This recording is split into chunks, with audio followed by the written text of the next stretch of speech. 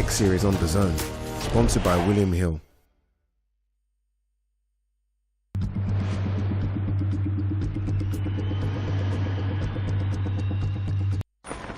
Sometimes running a business can feel like running a marathon.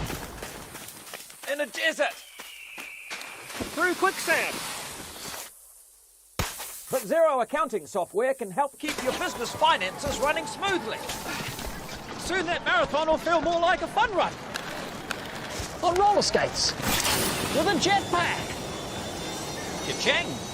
Search Xero with an X because healthy business is beautiful business.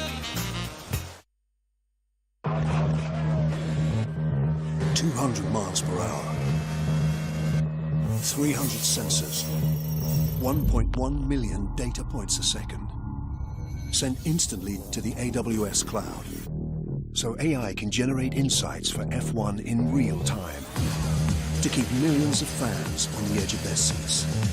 Generative AI on AWS, a new era of racing, a new era of business. X Series on Dazn, sponsored by William Hill. The following program is recommended for those 16 and over, as it contains sporting violence, possible bad language, and flashing imagery. And now, ladies and gentlemen, brought to you live on the Zone X Series. Let's see some thunder! Here we go. A clean shot, and it could be lights out. Oh, it's the real deal. Hey, he looks like a pro boxer. 1, 2, 3, light 'em, light 'em up. Your winner and the new champion.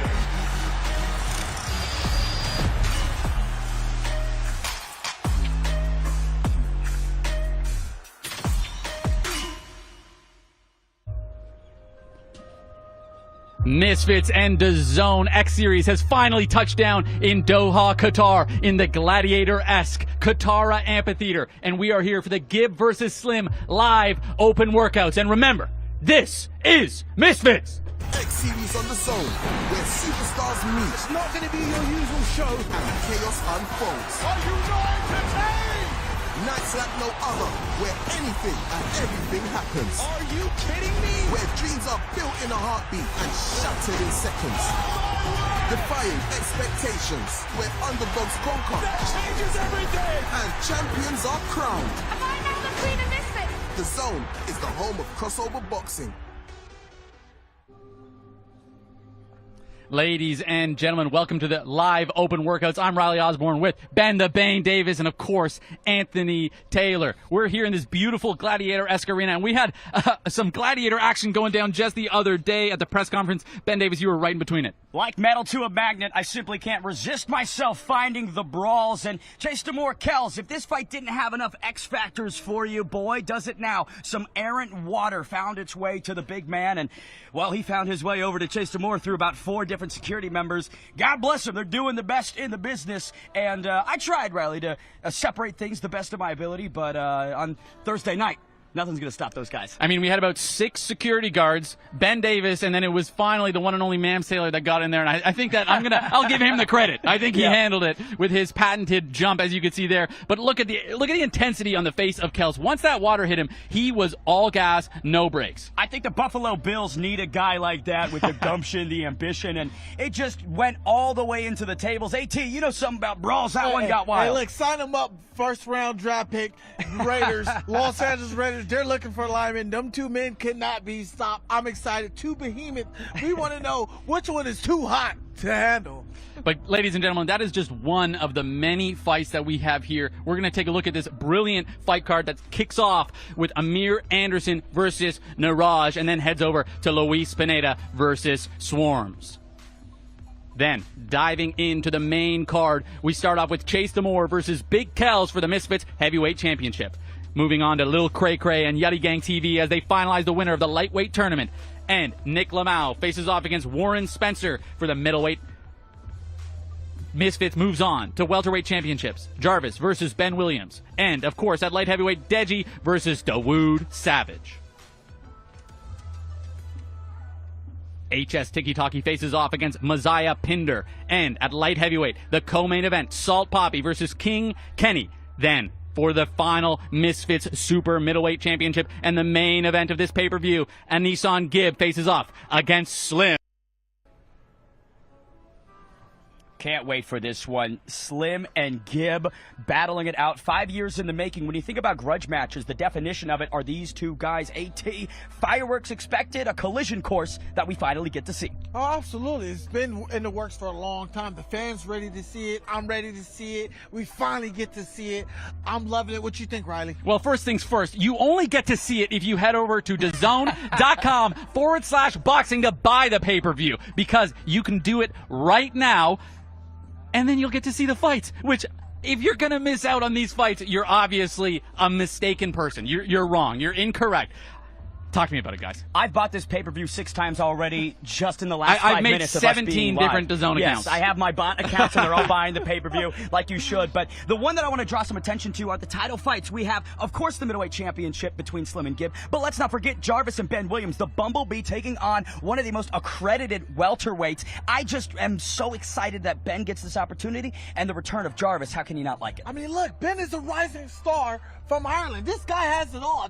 This great smile. Let's talk about that great smile he has.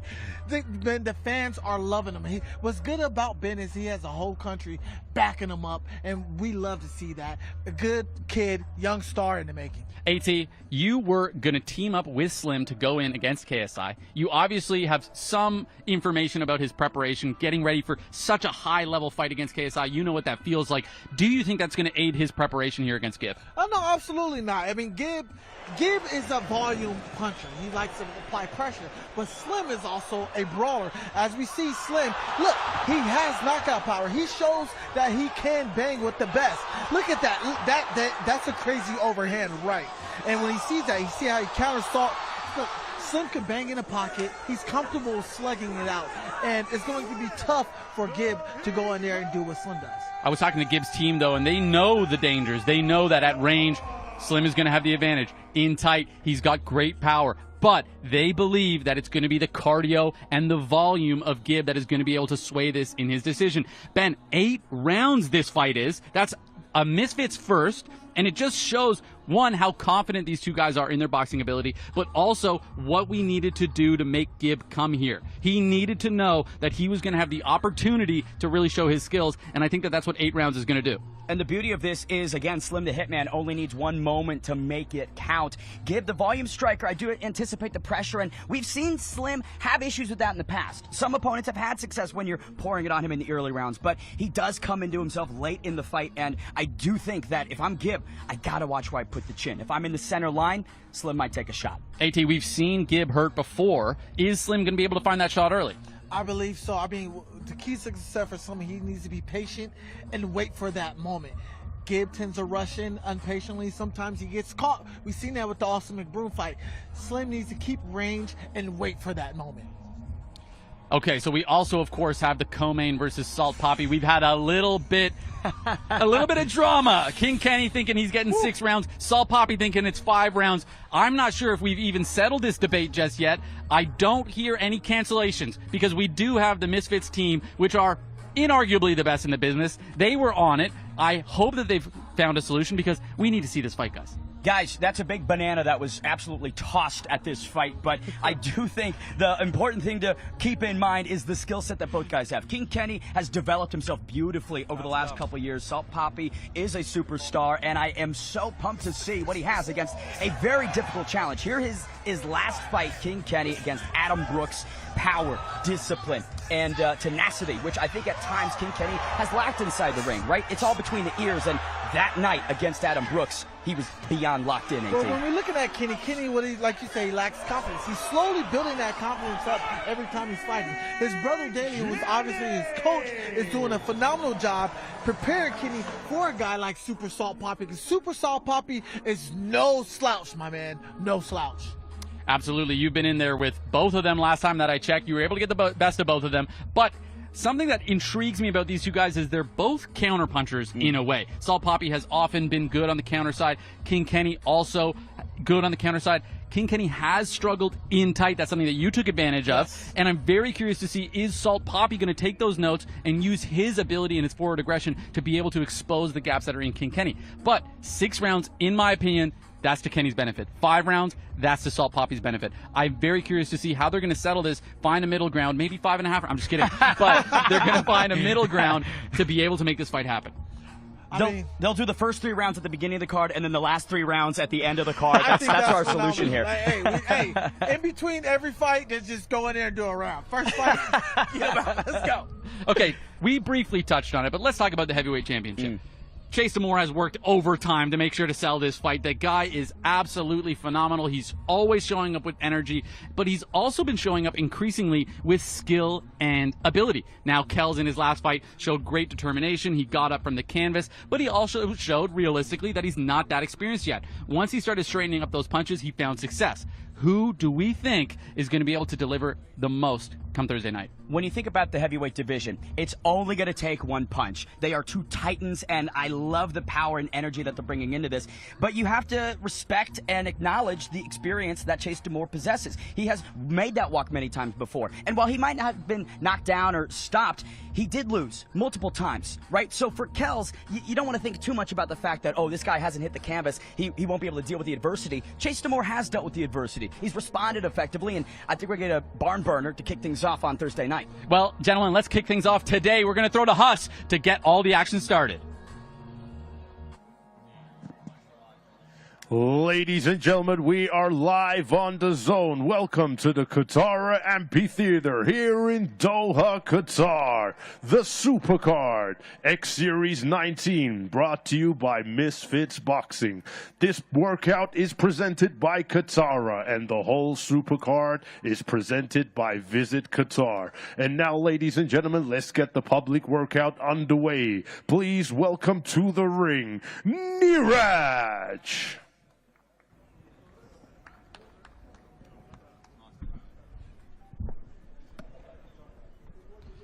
AT, we have seen a lot of nervous energy from Niraj coming in here. A bit of an unknown, but he has 6 wins, he has 6 knockouts, and Amir, the Cashman Anderson, obviously at the very beginning of his professional career. Talk to me about the mentality of picking such a potentially difficult opponent. Well, when you talk about Amir Cash, he has an extensive amateur background. Now, he is a prospect. We both know that, Riley. But coming in your second fight professionally, fighting a guy who's seasoned like Niraj with 6 wins, with 6 knockouts, that's very impressive. And we look at Niraj like the guy is obviously showing good footwork, good foot speed, and he looks comfortable in there. What you think? He does look comfortable in there, but Amir, the Cashman Anderson, in Miami, when we called his last fight, you were there. He looked like an absolute animal. He's tall, he uses his range effectively, but he had a ton of power. No, absolutely. When you looked at Amir that night, I mean, you saw little flashes of Floyd, and you also saw little flashes of Roy Jones Jr. there. Yeah, credit to Roy Jones being there at that show. But I'm excited to see Amir Cash come back and see what he can do again against a very savvy veteran like Niraj. I'm going to call a spade here, AT. I think that even right away, watching this open workout, if I'm a betting man, which I am, I'm probably putting that money on a guy like Amir, because we are just seeing it doesn't look like he has the same fluidity that we see from Amir. What do you think? No, absolutely. I'm putting my house on Amir. Like, if this was a live contract, yeah, I'm putting on Amir. Amir is just seasoned. He's seen more. He's done more. From what I see, I don't really see what Niraj can show different that Amir hasn't seen before. And you've been an underdog in the past. You've been the guy that wasn't supposed to win, but were able to win. Correct. So talk to me about maybe the potential advantages that he has in that way, where people aren't expecting him to be victorious here. Well, now, when you look at Niraj, who is a heavy underdog, look, let's say he does come out victorious. Not only does he wins his fight over a top prospect, but his whole life changes for the better. Everything to gain and nothing to lose. Royalties, exactly. Especially when I fought Tommy Fury. I knew that, and look, if I beat Tommy Fury, I got everything to gain, but nothing to lose. In a sense, Niraj has everything to gain, but nothing to lose. So let's talk about the style here. A lot of different styles in boxing. Obviously, there's traditional, both hands up. There's Philly shell. We're seeing a little bit of a dropped lead hand from Niraj. Now, this is something we see from some of the greats. Caleb Plant is a very, very educated lower lead hand sometimes in his fights. He's also able to diversify, and we're seeing that drop lead hand after the jab. What do you think about that? I mean, to be honest, look, I'm not very confident, and I never like to put a fighter down, but you can tell a fighter by the way he shadow box, and he shows a lot of flaws, and that is why his record is 6 wins and 6 losses. I'm not sure where the 6 losses is coming from, maybe TKO or decisions, but fighting Amir, you're going to have to be sharp, Riley. You're going to have to be on your P's and Q's, brother. The reality is, if Amir gets even a second of an opportunity, if he even gets the slightest chance, he is going to land, and he is going to land with power. And I'm just not seeing a ton of discipline defensively right now. I don't see no defense. I just see, from what I see, he's just straight power brawler. No head movement, no clean punches, it's just brawling power. But who knows? I might be missing something, but you might be seeing. AT, I imagine you've sparred with some pretty high-level boxers. Oh, absolutely. What are the adaptations you have to make if you are maybe have a size or maybe a skill disadvantage? We often talk about having to fight. When you're up against a boxer, you have to fight. Is that what he has to be looking for here? Well, yes. So the first thing he needs to do is stick to fundamentals of boxing. What fundamentals does, it gets you out of trouble. It gets you out of nasty positions, especially when you're fighting a savvy boxer like Amir Khan. And from right now, from what I see, Niraj doesn't show basic fundamentals. He just shows careless aggression from what I see. Careless aggression can sometimes be enough to win a fight. When you're going in against a guy with such an extensive amateur background, however, I'm not sure about it. Still, Amir Anderson, a young fighter. This is only, I believe, his second professional fight. So there is opportunity here for being able to catch him in potentially a position where maybe he's underestimating his opponent, I should say. Correct. I mean, but this is boxing. There's always that lucky punch. You never know what's going to happen. And Amir shows it very well. Amir has a good poker face. A good boxer's never going to let you know that he's hurt. They're never going to show that. And from what I see with Niraj, he has good power behind those punches. I just don't know if it's going to be enough. We're seeing pretty similar combinations here, 1, 2, 3. I mean, look, it's all about the coaching, the preparation. He seems like he's ready. He took on the fight to fight Amir. He feels and sounds like he's ready, and he feels very confident about it. I'm just hoping it goes past the first round. I'm not. I hope that Amir is able to go in there and show us what he's really about. He's such an exciting fighter to me. Yeah, no, Amir is one of my favorite prospects coming into the scene of boxing out the amateur circuit. One of my favorite prospects. I believe Amir could go on and win a championship in the next 2 to 3 years from now. And he's only got 5 minutes here to really show us what he's about, which is not that much time. We're hoping that he warmed up already and he's coming prepared and he's wanting to show us what he's about here in this live open workout. But there is, of course, the story. Some of these guys come out here, they don't want to show too much. Correct. They don't want to show too much. When I'm in there, I never want to give my opponents an inch of what I can do or what I'm going to do in that fight. I like to be greedy. I like to take my time. Sometimes I'll just slightly shadow box, jump rope, but I never want to show my opponent what arsenal do I have in my back pocket.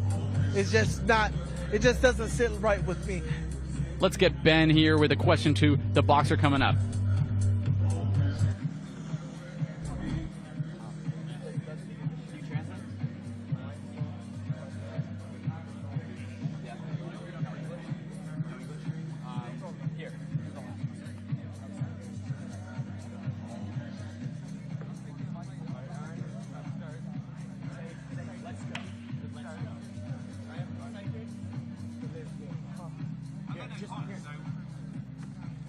Just give me, let's go. All right, we're here with Niraj. Niraj, exciting opportunity. How are you feeling, sir? I'm scared. But let's go. Let's go indeed. I love it, Niraj. Best of luck, sir. Thank you. Ben Davis loves it, and that's enough for me, AT. Did we see enough from Niraj in that open workout to be able to convince the doubters, maybe? Absolutely not. I didn't really see anything that's going to impress me to be like, uh-oh, Amir's in trouble.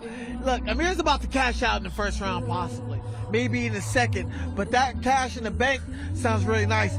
I just wish I saw a little bit more footwork from Niraj to make me believe this can be a competitive fight, but who knows? Who knows? Let's call it what it is. I mean, this is a fight that Amir should win, but that doesn't mean that he's guaranteed to win. And Misfits has done a great job to make sure he's going up against an opponent with a lot of wins. Most boxers aren't doing this, but we are. So let's throw to Huss to see from Amir himself to see if he's prepared. And now, ladies and gentlemen, let's please welcome into the ring Amir the Cashman Anderson.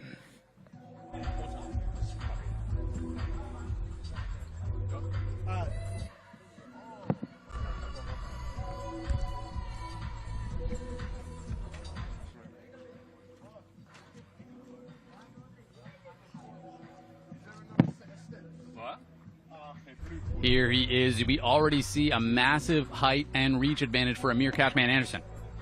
Look at him. Smooth. He has the swag. Now, that's footwork right there. Keeping the distance, keeping basic fundamentals. He's not dropping his hands. He's keeping his hands high. I like how he definitely got on those apple beats on his head. But Amir is showing great footwork and potential. For a lot of people who don't know about Amir, Amir is a great standout boxer in the amateurs. Multi-world national champion in that scene. But as we see, Amir is obviously coming out with the southpaw stance, and that's really good. Hey, AT, I got to stop you. You said a multi-world champion. I'm sorry. I messed up on that. Messed up. He's been to Mars. He's been to Venus, and he's conquered them all. No, I'm just kidding. We can see immediately. We can see immediately a skill difference, in my opinion. No, absolutely. Like, look at that. Basic fundamentals. Now he switched to orthodox. That's very valuable. That's very rare that you see a prospect coming out in his second fight going southpaw or an orthodox. I mean, convincing switch stance fighters that I can think of. Danny Jacobs is one of them I can think of. It's an incredibly difficult skill to master, and it's more effective than you could ever believe, because as your opponent starts to say, oh, I think I've got him down, I've got his timing, you switch stances, and everything has to reset. Right. Now when we look at Amir, like, traditionally, Amir doesn't have on. There's no gloves. I don't even see his coach in there. That's pretty much showing that Amir is like, hey, I don't need to show you my skills of what I got. You'll see it this coming Thursday night in that ring. As you were saying, he's not showing us too much, but he is showing us very educated shadowboxing. And as you said, you can learn a lot from shadowboxing. Absolutely, and that's what I love about the basic fundamentals.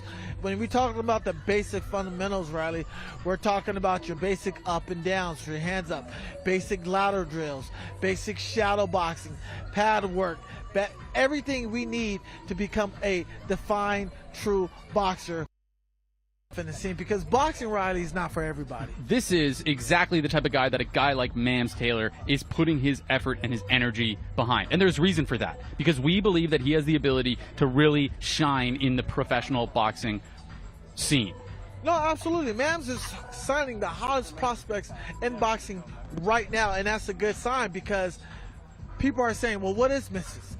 Misfits is the new era. It's the new age. And we said we're going to do it differently, and that's exactly what's been happening. As we mentioned, of course, Niraj is a huge underdog here, but he's got 6 KOs, 6 wins. And that is not something that we often see a fighter going into his second professional fight going up against somebody that has legitimate knockout power. That is scary. Not a lot of prospects are going to fight somebody who has 6 wins but with 6 knockout, because that is a 50-50 fight. Yeah, he lost 6 times, but like I said, 50-50 chance he might lose and might win that fight. Ben Davis is in the ring now with a quick question for the fighter, Amir Anderson. Amir Cashman Anderson, we are here in Qatar. Describe this experience. It's an amazing experience. It's a beautiful place, beautiful venue we're going to fight at, beautiful hotel. I'm feeding off the energy. I'm just living the life, man. I love it. Ladies and gents, Amir Cashman Anderson.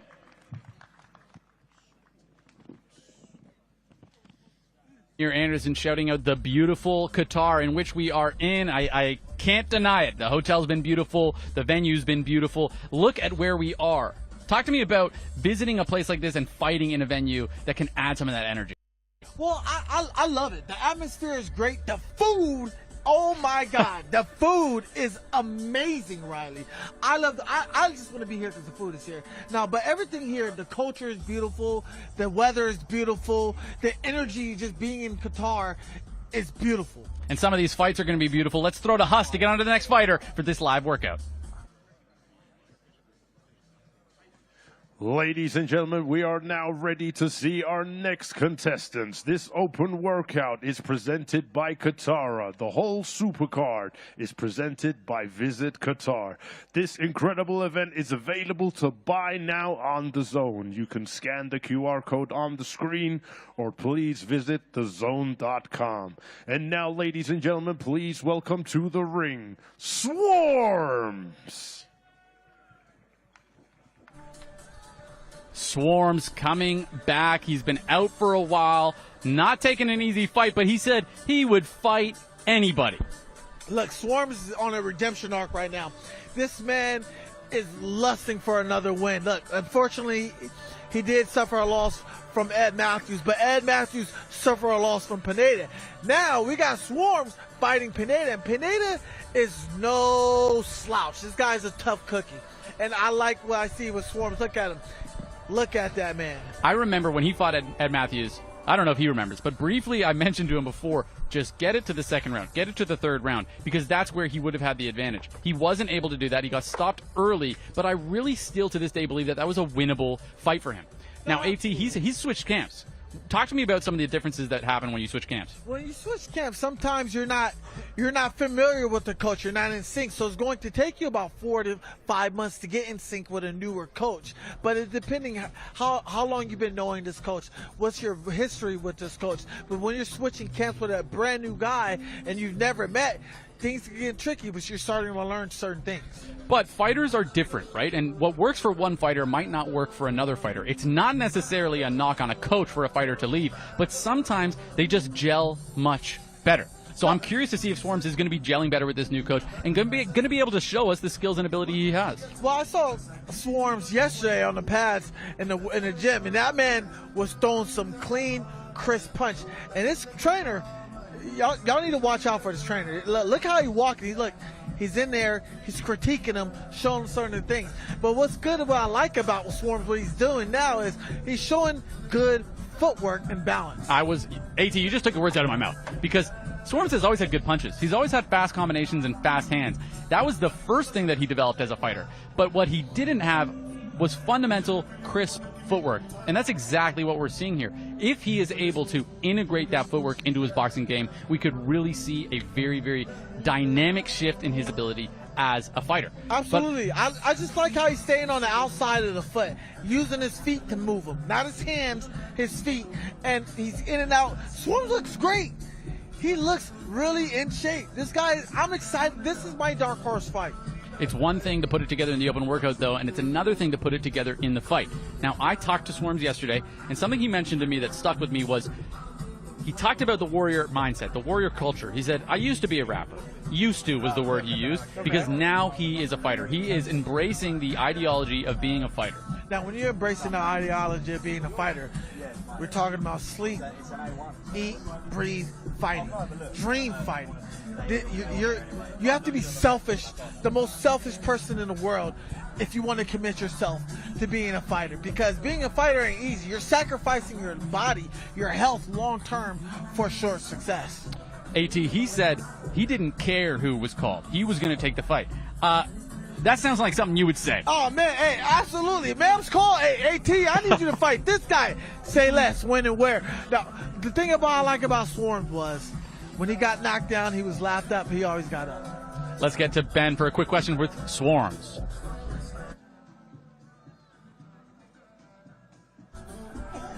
Ben has decided he doesn't want to talk to him just yet.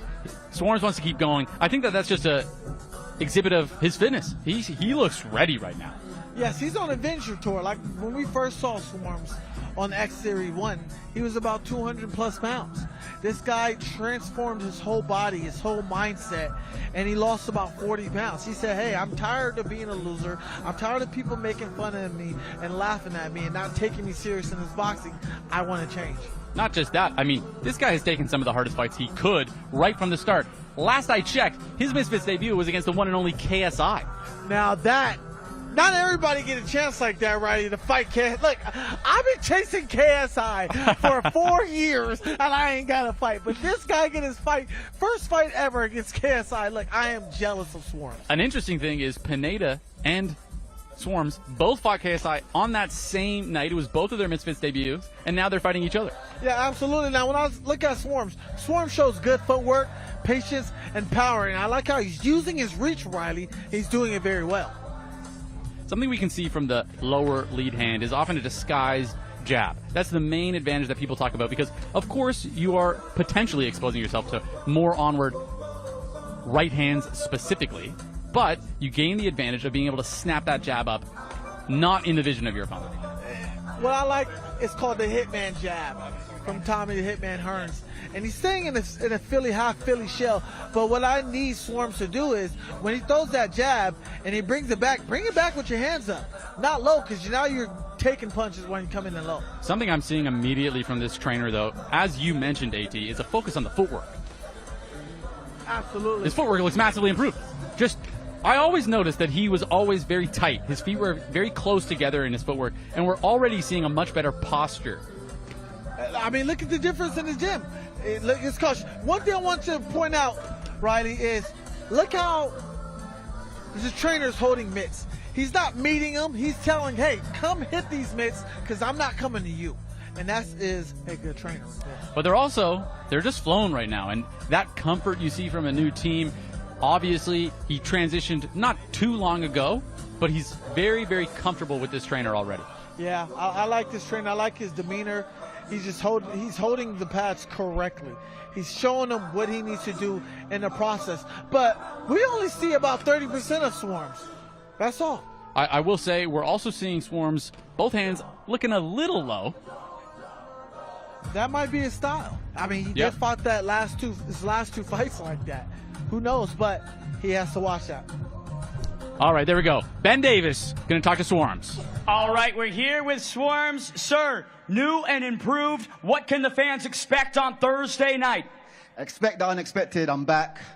And you're going to see a great performance. 28th of November. Everyone get your PPVs. Go back now. I love it.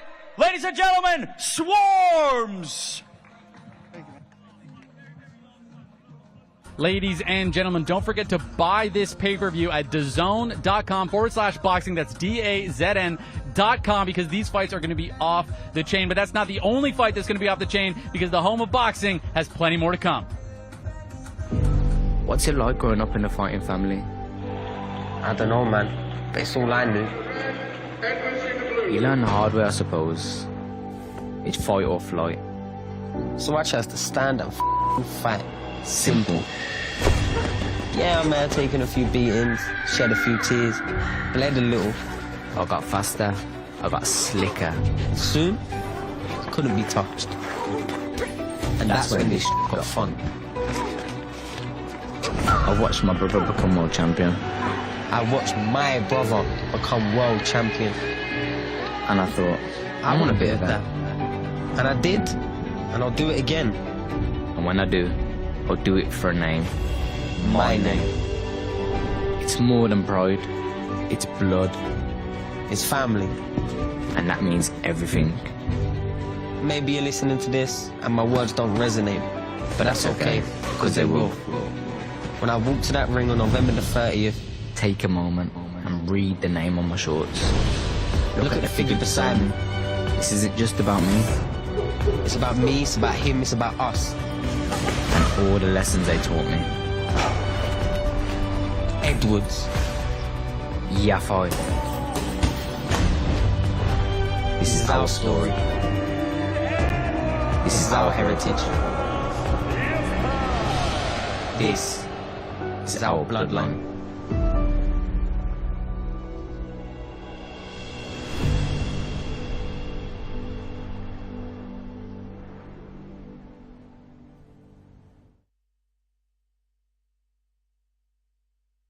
Only and exclusively on Dazn.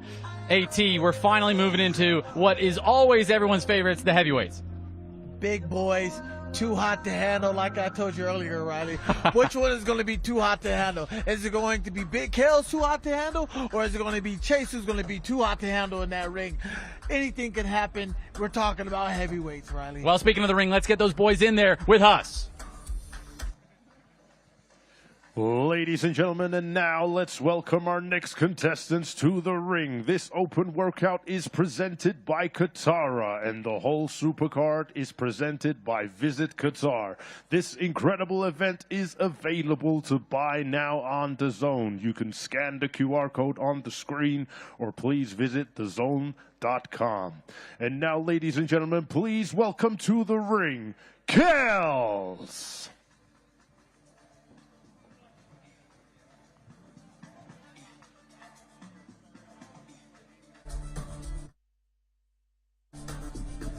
AT, Kells had some intensity in the press conference. Do you think he's going to bring that same intensity right now? I'm sure he will. I just don't know what much can he brings. I just need to really see him in the ring and shadow box. I'll be able to know about it.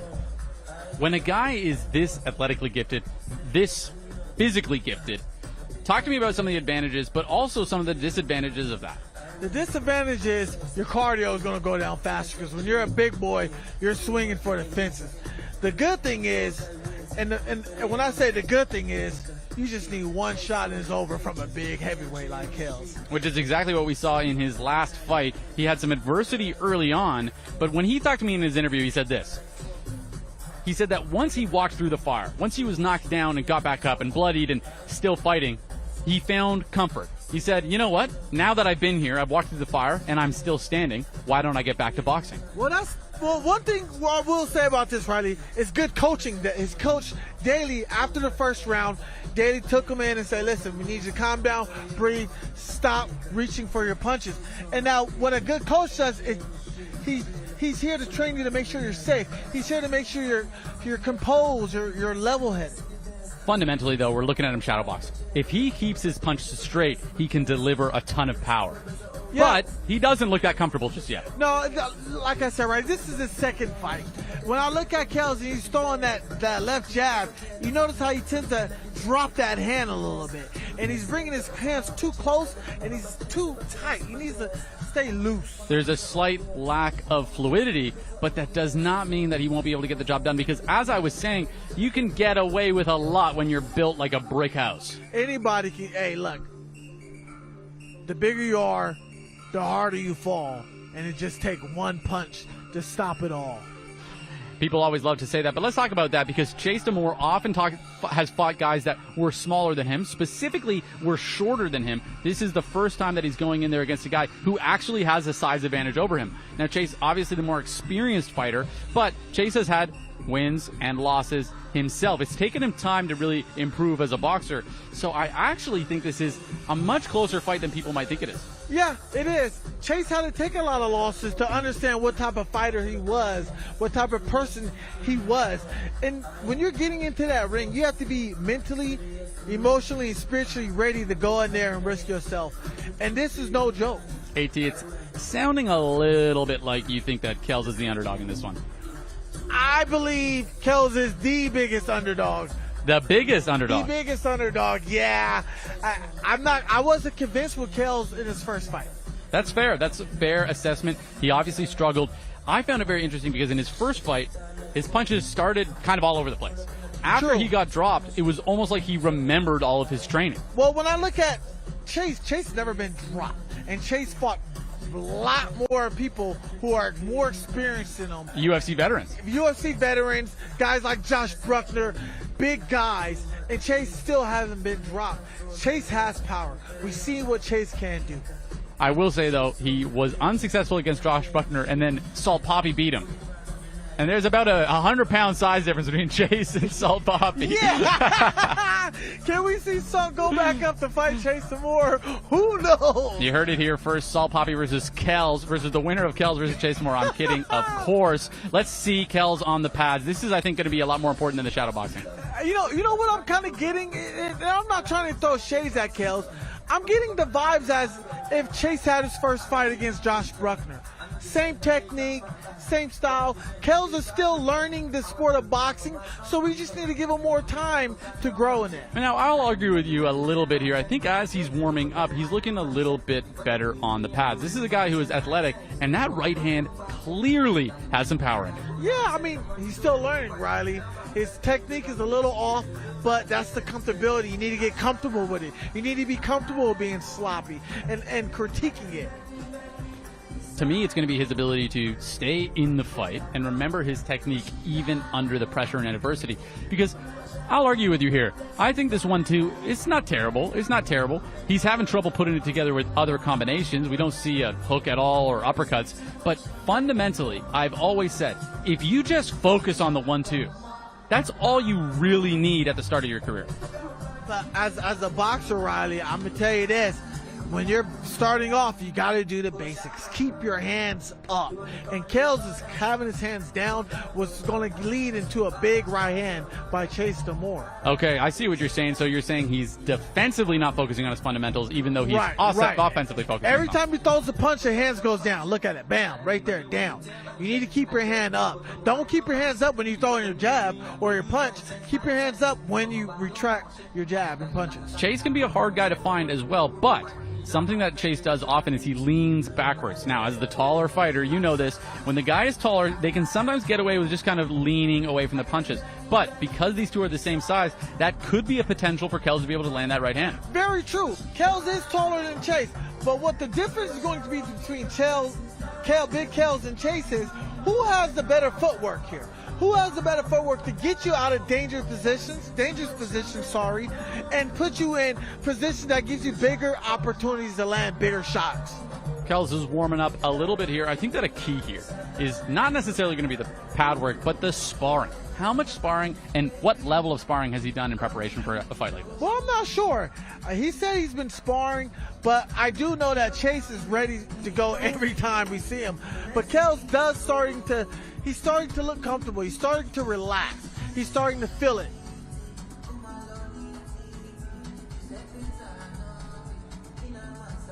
Five minutes on the pads. Let's hear from Ben Davis. Gentlemen, I'm here with Kells. Kells, it got very heated yesterday at the press conference. How are you feeling, sir? Yeah, I'm feeling good, man. You know what? Yesterday, obviously, had to resort to mind games, the disrespect, but I'm here to do a job. This doesn't change anything. Thursday, I'm completing the mission. What are you doing Thursday night? Knocking him out. I love it. Ladies and gentlemen, Kells! Very, very exciting. You can see on camera, I promise you he looks even bigger in person. Yeah, I think the mind games did get to Kells with Chase Damore, and we all know Chase is a mind game freako. When I say mind game freako, this guy knows how to get under your skin. And he's been doing it successfully all week. And then you'll see it on the alternative when Chase Damore is instigating these fights. He gets into them and then he just kind of breezes out of them. He's very unbothered by the engagements, whereas we see a bit more of meanness in the side of Kells. It's not all show for him. I think that Chase is much better at playing the game than Kells is. So True. I'm curious to see if he's going to be able to maintain it. I think Kells needs to stay focused. Don't worry about the disrespect he done in the past, and just go in there and handle business with the game plan. Kells, you got to focus, my guy. You got a big fight. Let's see from Chase Damore. We'll throw it back to Huss. Ladies and gentlemen, and now please welcome to the ring, Chase Damore.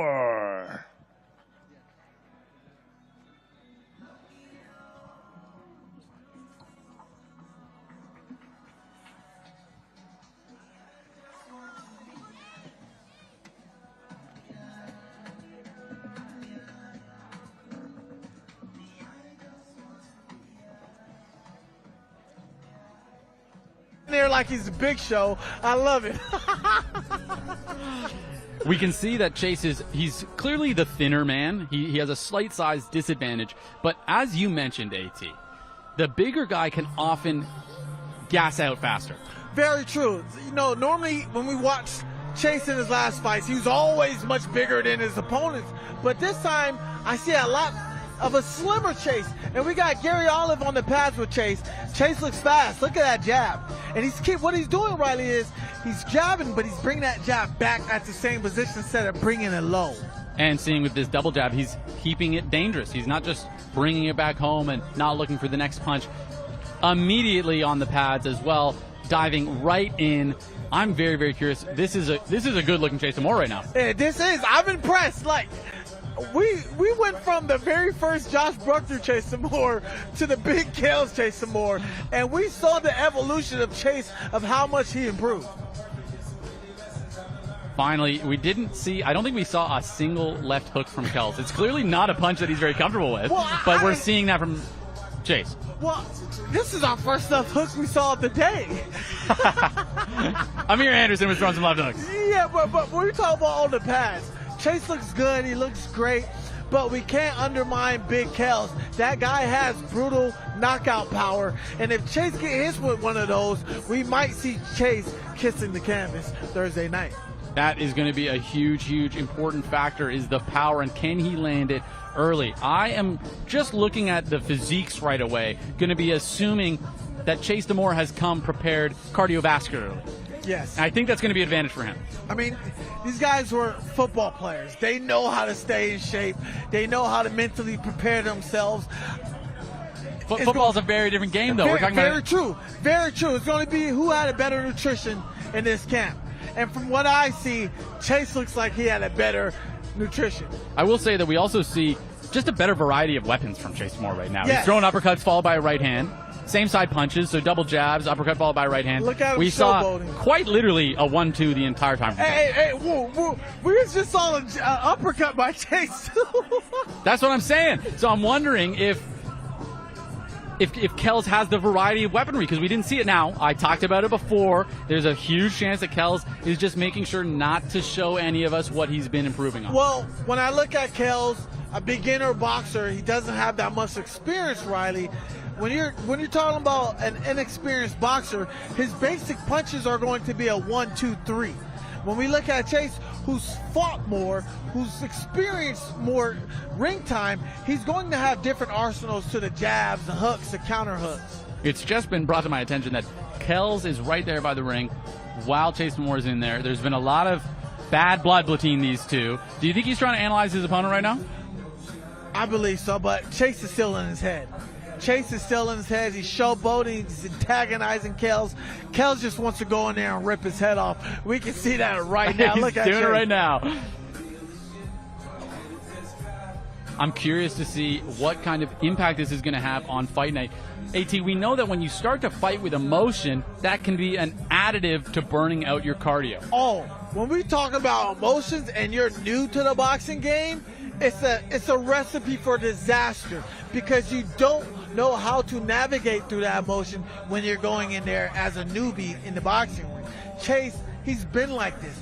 We've gotten the same Chase from the start to the finish. We've never seen a different Chase. Now, unlike most people's uncles, seeing red isn't actually good enough to be able to win a fight. Absolutely not. Seeing combinations, seeing defense, seeing everything your opponent sees will help you win a fight. I think that the experience difference here could be a huge, huge factor. Let's get to Ben Davis. Ladies and gentlemen, Chase Damore, your opponent is just several feet away. What's the message? Hey, be ready, big dog. Happy birthday. Huge shout out, 32 years old today. End of his boxing career come Thursday. What are you going to do on Thursday night? I'm going to dance over a dead body on the ground. Dead man walking. Love it. Ladies and gentlemen, Chase Damore.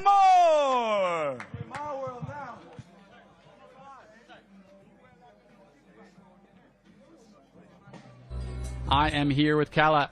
Talk to me about how exciting it is to be here in Qatar putting on a boxing event. Well, for me, it's unreal because, I mean, this location, when I saw it, I came here in June, and it was like 45 degrees, super hot, Celsius that is, centigrade. And we looked at loads of sites, and there's so many sites in Doha that you've just got to see. But this one, of course, I saw it, and I'm like, man, we've got to do the fight night here. They said, I don't know about the fight night, first one here, we go in the arena. But this has there has to be a fight night in this place. It just it's that sort of gladiator feel to it. It's got I mean, I've never seen a mini Colosseum that looks out onto this. They've even got the old fishing boats out there. You feel like you're back in Roman times. Fantastic. I think that Chase and Kells might be feeling like they're back in Roman times as well. Talk to They me about certainly how did yesterday. Well, they're going at it again right now. I mean, you know, this was at the 80 sort of handbook, yeah? Yeah, we were very lucky that the security managed to come in at that time, because the tables went, and I'm like, oh my God, the tables are fine, but the PA system, that goes down, and we ain't got a press conference. What's crazy is and the fighters are bigger than the security guards. No, that's the thing. They are literally, you know, when we're doing the face-off, which we couldn't do properly yesterday, we will have that face-off at the weigh-in tomorrow here, same location. The weigh-in's going to be fantastic with this backdrop. So tomorrow, that weigh-in is going to pop, but we do have extra security, and we actually might even call in AT to... You know, he's quite good at the old wrestling moves, so, you know, we need to bring in a wrestler in there as well. He's not wrestling anymore. We've been adamant about that. I wouldn't wrestling with those guys, man. Even if I was wrestling since the day I was born, I wouldn't want to wrestle with them. These are big lads. Slim versus Gib. Obviously, I don't imagine that was an easy fight to put together. Talk to me about why it was so important to finally give the fans what they've been asking for. It's one of those ones that from the traditional world I can relate to. It's a long-standing sort of feud that you want to see get done, and it takes something special to make big fights, and we've seen that in recent times in traditional boxing, obviously with Usyk Fury taking place in Saudi. This also needed a special event. It needed a Supercard, a Super Bowl type event to bring that fight together. And I'm not reading into all the BS about, you know, I'm keen to bring down Misfits and whatever. I mean, Gib has signed a multi-fight deal, so. You know, if he's going to bring down Misfits, what's he going to do afterwards? You know, so you know, well, that's an interesting one. But the rest of it's quite fun. I thought the line yesterday with KSI taking the sort of side there, that threw me at the face-off, especially. I'm like, whoa, JJ is soaring to get back in. JJ was out here training in this ring at noon today. I mean, that must have been a very hot session. Well, we caught up with both Slim and Gib earlier at the face-off. Let's take a look at some of that action. I've been training so hard for this fight. It's my second camp. It's my second camp. You know what I'm saying? I was getting ready to fight in the summer. It didn't happen. But now I'm getting ready to fight Gib. He finally had the balls to step up. I'm so excited. I'm happy for you. You said that. You had the confidence. You had the confidence. You've been moving shook around. I'm happy for you. Around here, you've been moving shook. I'm shook. Brother, I told you. I've always been like this. When I met you, I've always been like this. What was the first thing that I did to you when I met you? What? I put my forearm on your neck. I smacked you on your chest, and you done nothing about it. Because you saw. You done nothing about it. So what? Ryan Taylor did the same thing. I know what type of person you are. Ryan Taylor did the same thing. You said you'd break my jaw if you ever saw me. You've been nothing but salamu alaikums when you see me. So shut up. All right, bro. I'm a ring. That's all that matters. Absolutely not. That's all that matters. You can never. You can try your hardest. You can't. You don't have the skill set. I promise you. You don't have the skill set. You want to find out? You want to find out? You haven't seen me fight. You're going to be waking up on the floor. You haven't seen me. You're going to be waking up on the floor. Bro, you're going to be waking up on the floor. Your nose is going to look like this. You're going to be knocked out. It's going to be sideways. It's going to be sad when you're knocked Yo, out. let me tell you something. And then you're going to have to defend your belt. It's going to be beautiful. It's going to be beautiful. I can't wait. How many faces did you break? I can't wait. How many faces did you break, though? Wait. How many faces did you break? Wait. How many faces did you break? You're going to go back as the loser. How many faces did you break? Champion that you're a loser. 0. You ain't break no money face. How many people did you knock out? Max plays FIFA with headgear.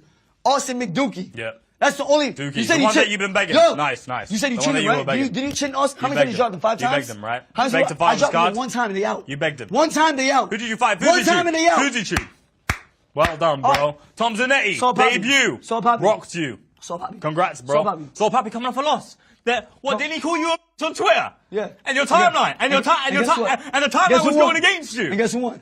Bro, and guess who won? And you got lucky. The world was against me, and I still It was a weight drain fight. It was a weight drain fight. And you didn't want to take that. He was on weight for a month plus. You were reluctant He was on weight for a month plus, you dumb. You were reluctant. He was on weight for a dumb. His own coach said that he was on weight drain. His own coach. Why were you reluctant to take it? What does that mean? What the fuck you mean? Idiot. Yeah. He's an idiot. He's a moron. Slim. Why did you not take the fight? Do you think Gib can knock you out? I can't see it happening. He could have knocked out Jarvis. Jarvis was in the corner in the 4th round, gassed out like this. He couldn't finish him, bro. You think he can knock me out? I took punches from guys twice the size. I promise you, you ain't gonna. I can't wait, bro. Do you think he can knock you out?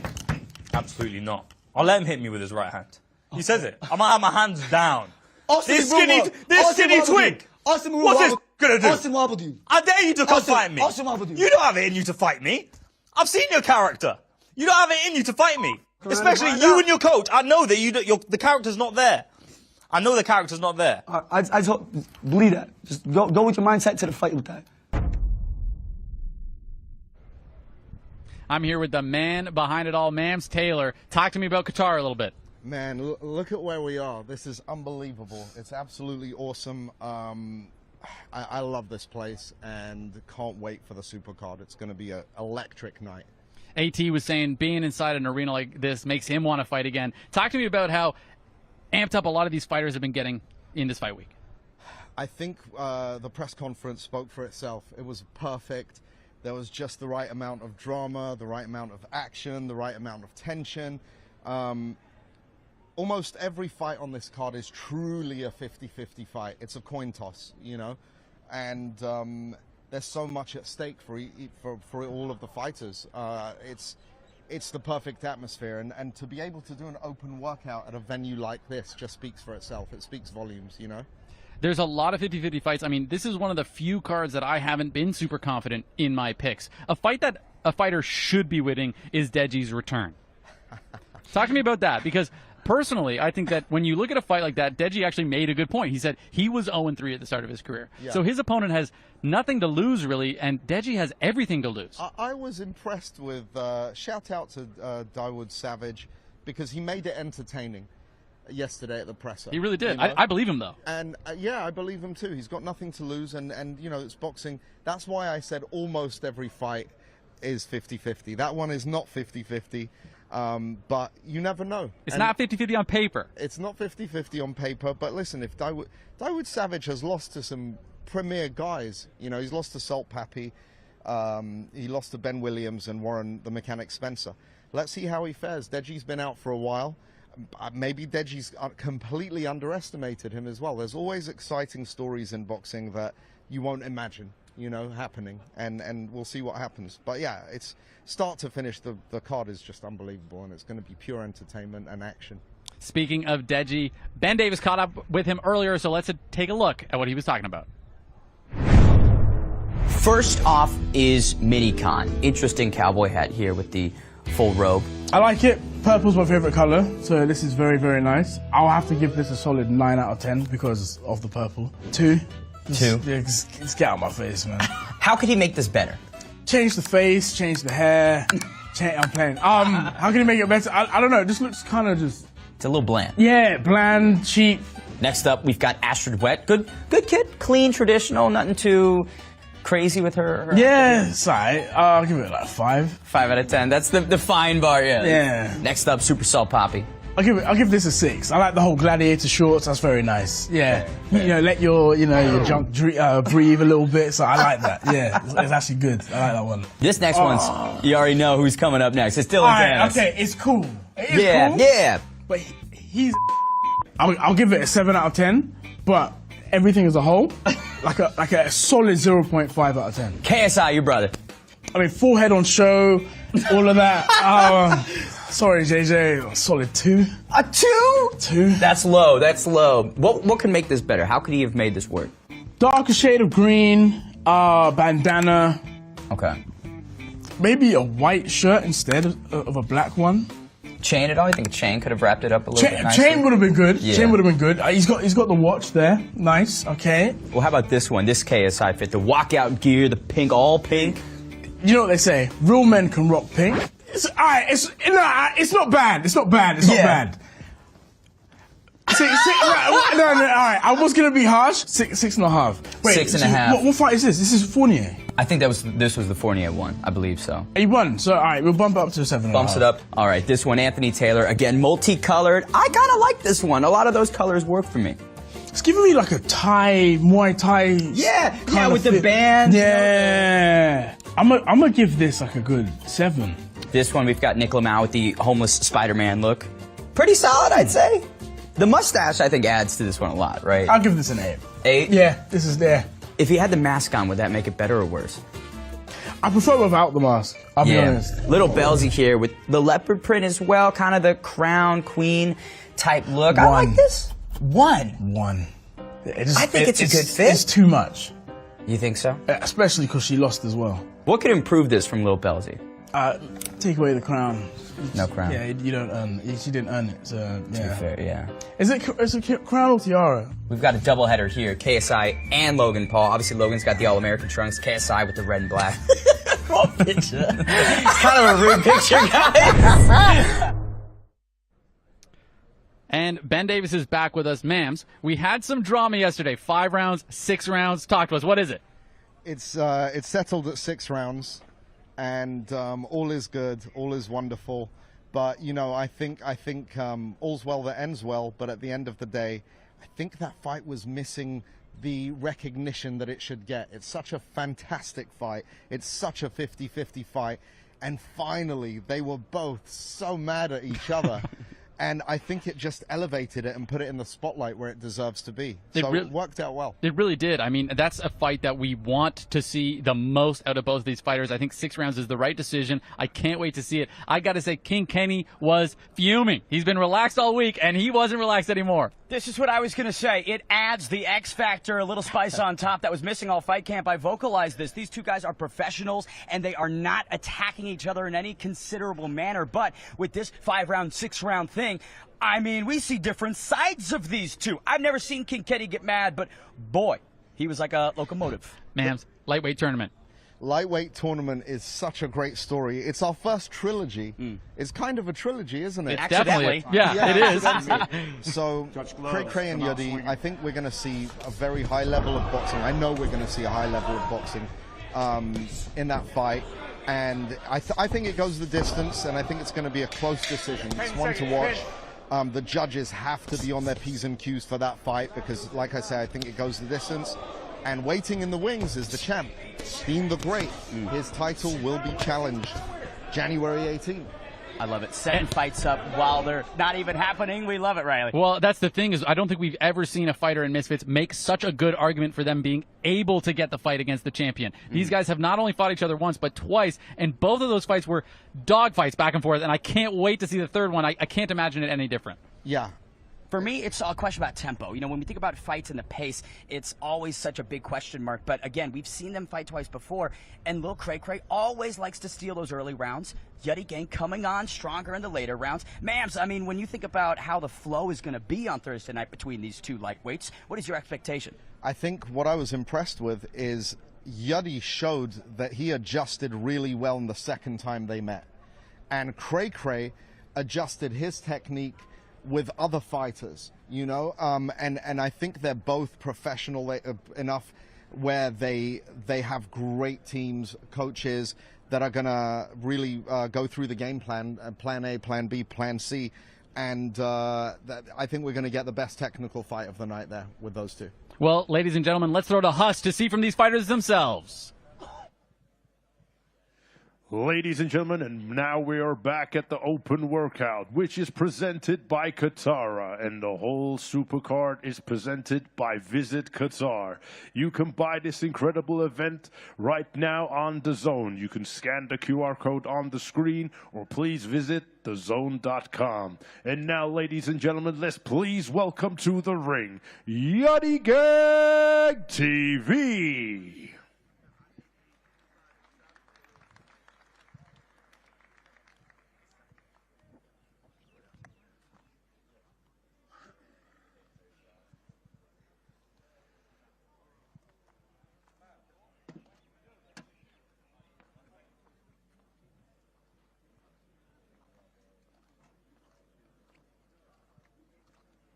I'm very excited about this guy, AT. Man, look, if y'all don't know about Yudi got all the hot spots when it comes to food, and this man is a phenomenal fighter. When I say phenomenal fighter, Yudi, what he does, he has a Philly shell type of style, but this guy is a quick, patient fighter, counter puncher, amazing. When I say this was my favorite fighter of the night, this is my favorite fighter of the night. He also talks a lot about how he says, the game plan is simply what my coach tells me, and I will just do it. Talk to me about that kind of cohesiveness between fighter and coach. Now, when you're talking about your coaches, you want to be synced as one. When we saw Real Steel with Hugh Jackman and the Robot, obviously they were both in sync. That's what we want to see with Yudi Gang and his coach. And Keith is a great coach. A lot of people don't know about Coach Keith. Coach Keith's been training Yudi since Yudi was a kid. And look what Keith did to Yudi. Yudi's a phenomenal fighter, an amazing artist, and he's a really funny dude. He's also very, very patient in the ring. Cray has very clearly won the first couple rounds of both of their fights, and then in the victory that Yeti Gang had over Cray Cray, he was able to get the better of him in the later rounds. I envision a similar strategy. Yeah, I mean, look at Yeti. Patience. That's experience. You can't teach that, but you can train that. But also, you can't really teach being able to get hit and not be fazed by that. I mean, you're a guy that can get hit and not really be fazed by it. It's a mindset. It's a mindset, and it all starts with your footwork. Basic fundamentals. And I tell you guys out there who's watching this, basic fundamentals is what makes you win the fight. When you master the basic fundamentals, then you can add your little style and twist into your boxing. And that's what Yeti has. He's got style. We see it in his defensive work. He's always defensively capable. But when he fought Argentinian King hit him clean, and somehow he didn't go down. No, absolutely. You can tell that Yeti has a chin on him. Yeti's been hit with a lot of shots to his previous fights with Uncle Pizza, unfortunately. But Yeti is a seasoned vet. He has over 35 amateur fights, and it clearly shows in the ring right now, Riley. And he also has a plethora of experience in Misfits under the bright lights, because amateur is one thing, but when you have the attention that Misfits brings, which is, we're talking about hundreds of thousands, if not millions of eyes to your fights, that adds a whole other layer of pressure. Yeah, Misfits is giving them the platform. And a lot of these guys who have this much talent, they go to other promotions. They don't get that exposure that Misfits gets. But Misfits doing a great job getting these high-level fighters into the scene and showcasing their skills. Very, very interesting fight. Another true 50-50. The man himself, Mams Taylor, was talking about how many 50-50 fights we have on this card, and it's almost too many to count. This being one of them. I love it. I love this fight because it's so amazing. You're going to see actual technical boxing at a very high level. Really a professional level. Absolutely. This should be a professional bout. I mean, their last two previous bouts, one of them, unfortunately, with the whole bomb threat, canceled it. But with this one, we're going to see a high-level fight. Yeti, obviously, as well, has a lot to gain from this fight. The champion, Dean the Great, is obviously waiting in the wings for the winner of this fight. The lightweight tournament finally finalizing. But Yeti has been calm, cool, and collected. I asked him, I said, what's a message to your opponent? He said, let's have a good day. But Riley, what do you like the difference between Yeti, what he can do and what he can't do? What do you notice about that? What do you mean by that? Do you mean his skills, his strengths and his weaknesses? His strengths and his weaknesses. I got you. I think that his strengths are, without a doubt, his defensive responsibility, his ability really not to get hit clean. Yes, he has a chin when he needs it, but nobody is invincible, and usually he's very, very defensively sound. He's also incredibly quick with his strikes. He can counterpunch very, very well. But his weaknesses on the back end is he's a slow starter.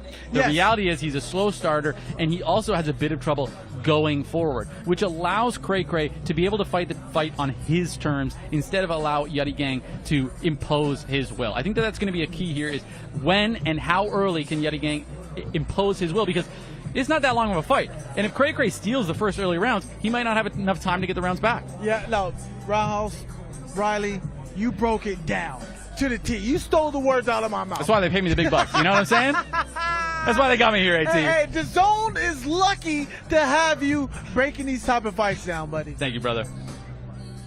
Talk to me, though. Talk to me. So look, like Yeti's showing high-level jabs, high-level fundamentals. And I stress to everybody, basic fundamentals is what makes a boxer great. Like I said, he's cocky with it, and that's one thing that Yeti has. That's his style. He has a cocky boxing style, which is his flavor. And I tell people, and I preach about it, when you master the basic fundamentals, you can add your own flavor to that style. Let's hear from the man himself with Ben Davis. Ladies and gentlemen, I'm here with Yeti Gang. Yeti, third time out against Cray Cray. How are you feeling, sir? Man, I feel amazing. It's another beautiful day in this beautiful, beautiful country. I appreciate you. Thank you. It's going to be an amazing fight 28th. Make sure y'all get the Dazn app and buy the pay-per-view, man. You're about to see some lights, camera, and a lot of action. Amen. Ladies and gentlemen, Yeti Gang! AT, we have been seeing some awesome open workouts, but I think something hasn't been said enough, and that's that you can buy this pay-per-view right now at DAZNboxing.com. Sorry, that's DAZN.com/boxing. So do it. AT's telling you to do it. I'm telling you to do it. Just do it. AT, we've been seeing some great action already. All week, hey, from the press conference, no, not even the press conference. So the moment they got off the plane, that's when stuff start kicking off at the face-off, talking trash at the airport. Now we're here, we're showcasing skill sets. Y'all need to subscribe, click that link, and stop playing with me because I want to see this fight. You guys want to see this fight, and I'm excited. If AD didn't convince you, nobody will. Let's go to Cray Cray with Huss. And now, ladies and gentlemen, let's please welcome Lil Cray Cray.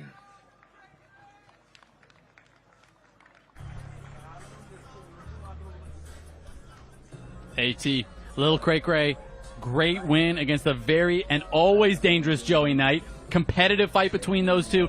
But let's talk about the reality. He faded deep like he always does. Can he make that change? Can he make that improvement? Absolutely. Now, I'm not trying to toot my own horn and play favoritism, but Yeti, what he did, he changed camps. And what I mean by changing camps, he went from Syracuse, New York, and came all the way to Oakland, California to not only train with me, but with the dangerous David Dynamite Lopez and his father, Chris Lightning Lopez, out of Oakland, California. Now, we look at Cray Cray, he has a Pacquiao style. He's more of an in-and-out type of fighter. He might not possess the power, but he possesses the speed that gets him that gets him out of danger and in control.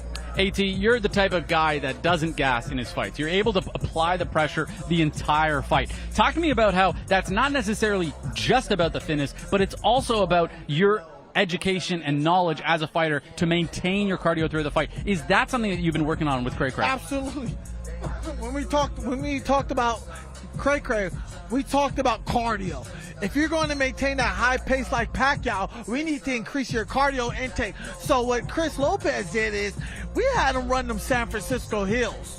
He had him running them every single day. And what you're going to see from Cray Cray is a different type of little Cray Cray. Now, when we saw Ace Musa, yeah, we didn't see that full extent of little Cray Cray because he came in on a 3-day notice. But now we finally get to see a new and improved. But let's not take away from what Yeti can do because Yeti did beat him. Razor close fight in their last one with Yeti Gang. Obviously a dominant fight against Joey Knight. Well, I wouldn't say dominant, but a clear victory against Joey Knight. But we've seen his improvement slowly as he's gone on, and I'm very curious to see if that's going to apply in the fight because Joey Knight is a very, very difficult fighter for anybody. I think that he can beat really anybody in the lightweight division here at Misfits.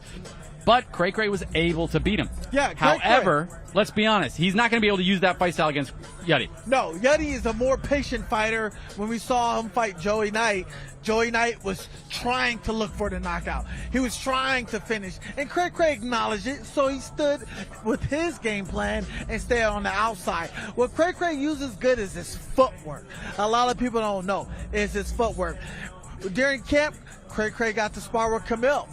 And man, I seen the sparring footage, Riley. That was a banger of a sparring session right there. When you are doing the sparring, when you are doing the runs in San Francisco, that's really what's going to make the difference in a fight where realistically, it was not the skill that was the issue for him. It was the cardio. It was the conditioning. Absolutely. The cardio is what really killed Cray Cray in the second fight with Yeti. But this time it's different. This man is a different. That's my teammate, Riley. That's my teammate. He's talking about my teammate. We're having the opposite of the True Jordy effect right now. We're having you being a bit biased here. No. Look, I love me some Yeti Gang TV because that man knows how to fight. Now, this can go 50-50. Yeah, he's my teammate, but if he lose, he ain't executing right. Very, very intriguing. Some good footwork right now. Really just taking his time. And I think that's a testament to this guy's experience. He's not going crazy with his open workout, showing us some footwork, showing us some shadow boxing. But realistically, as you've been saying, he's incredibly prepared. Now, here's my question. When fighters fight each other multiple times, ring IQ becomes a big important factor, because who can learn their opponent better when they've had so much time in the ring together? Yeah, no, absolutely. When I look at Yeti, obviously Yeti has more amateur fights. He's been doing it longer than Cray. Cray is only 22 years old. So when I say who has a more ring IQ, I'm going to go with Yeti Gang because he's been in the game a lot longer than Cray. But when we look at the difference between Yeti and Cray, Yeti tends to stay in the pocket and he's more patient looking for the counter. When you look at Cray, like I said, he has a Pacquiao in and out style. He likes to move around. He likes to feel the ring and touch everything. I'm very curious to see if Yeti Gang is going to be able to solve the puzzle of Cray or if Cray is going to be able to apply the pressure to get the win. Now, you were saying that Yeti might have more amateur experience, but Cray has been fighting guys quite literally outside his whole life. Police officers, school teachers, my best friend, your best friend. The guy's been doing it since he was a kid. And when you look at Cray, you look at him like, hey, how is this YouTube kid actually that good? That's what I always wondered. When I saw him, I was like, this was just some guy sparring random people at a basketball court, and now he is fighting for the Misfits lightweight tournament win. Yeah, this guy's quick. When I spar with him, Riley, when I tell you this guy was just running and popping me, moving, I was getting frustrated. I'm like, okay, I'm gonna need to put some salt poppy holding on you to stop you, buddy. So I had to grab him up and just, but Cray looks amazing, but let me not take away from Yeti Gang. He looks amazing. Yeti Gang, when this guy takes off his shirt, Yeti's ripped up. This guy looks like Wesley Snipes, ripped. Which is just a testament to the ability of these guys. I mean, Cray has fought his way back into the tournament. He was a late replacement, then he lost, and then he was able to get his way back in with another late replacement. So let's hear from Ben Davis to talk to the man himself. Ladies and gentlemen, I'm here with Lil Cray. Lil Cray, third time out against Yeti Gang. What will be different on Thursday night? Should expect more explosives from Lil Cray. Coming back with a vengeance, so yeah, it's time to pop out and show out come November 28th. Cannot wait. Ladies and gentlemen, Lil Cray. Ladies and gentlemen, I'm right here with the one and only Fox the G. These are some guys that maybe one day you'll be fighting. How are you looking at this fight? Oh, man, this is a hell of a fight. You know, these are two, in my opinion, are the best in the lightweight division. As you said, definitely future opponents, so I'm keeping my eye close on both of them. But, yeah, man, I'm excited for this one. Any leaks that you can give us for maybe your potential return? I don't got no leaks. I think it's kind of public now. I was supposed to be fighting with Lead, but obviously he had personal issues he had to pull out, but it's okay, man. We'll get it running in January, either him or anybody else, man, whoever. Well, Fox, don't go anywhere, but we're going to throw the Huss right now to keep these live workouts going.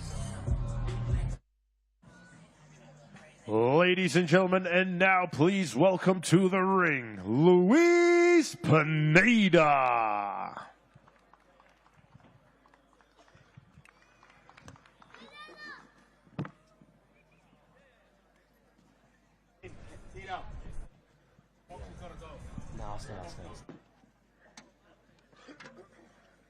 Luis Pineda, a very exciting prospect here. Fox the G is actually going to go and help him out with his live open workout.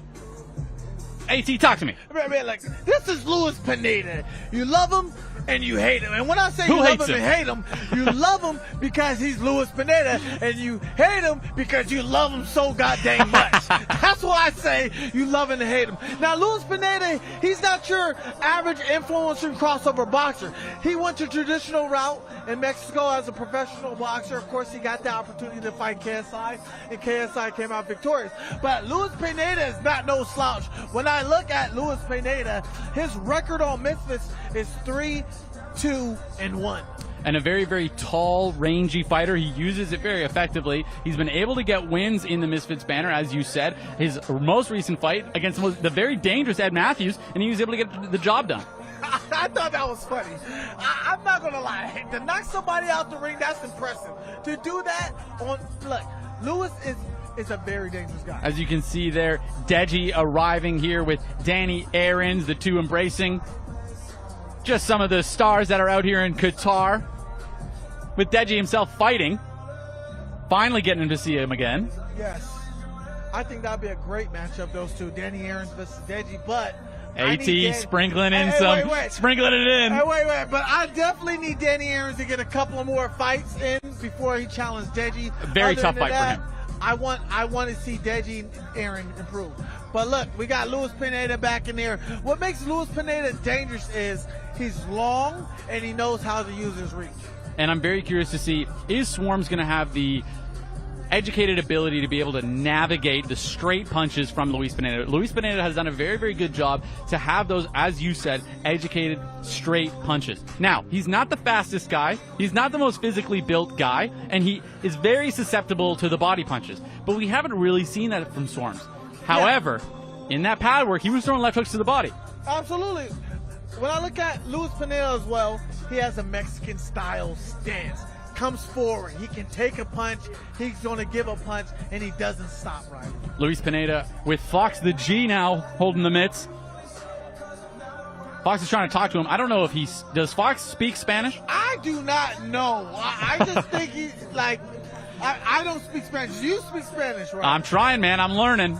The only thing I know is es importante para mí saber yo quiero Taco Bell life bombs. That's all I know in Spanish. Now, Luis Pineda, obviously, he's got good combinations. He's showed that. He also has quite decent cardio. I think that it's going to be a huge test for Swarms, is if Swarms has really leveled up to that next level. Luis Pineda has, I don't want to label him as a gatekeeper in any regard. However, in some ways, he kind of is. He's that pro standard. Are these guys able to beat someone who has legitimately fought in pro boxing? Very true. Look at Pineda.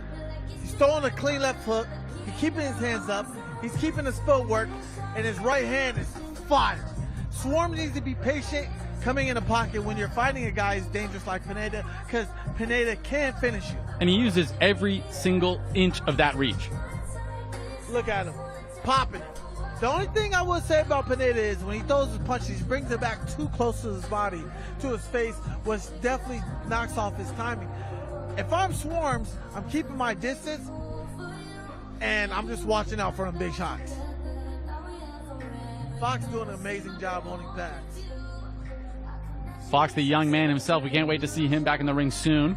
But I mean, what Fox can do, he can commentate, he can coach, he can hit mix, everything. This guy's doing it all. I mean, you got Coach Saul out there. He's also working Pineda's corner as well.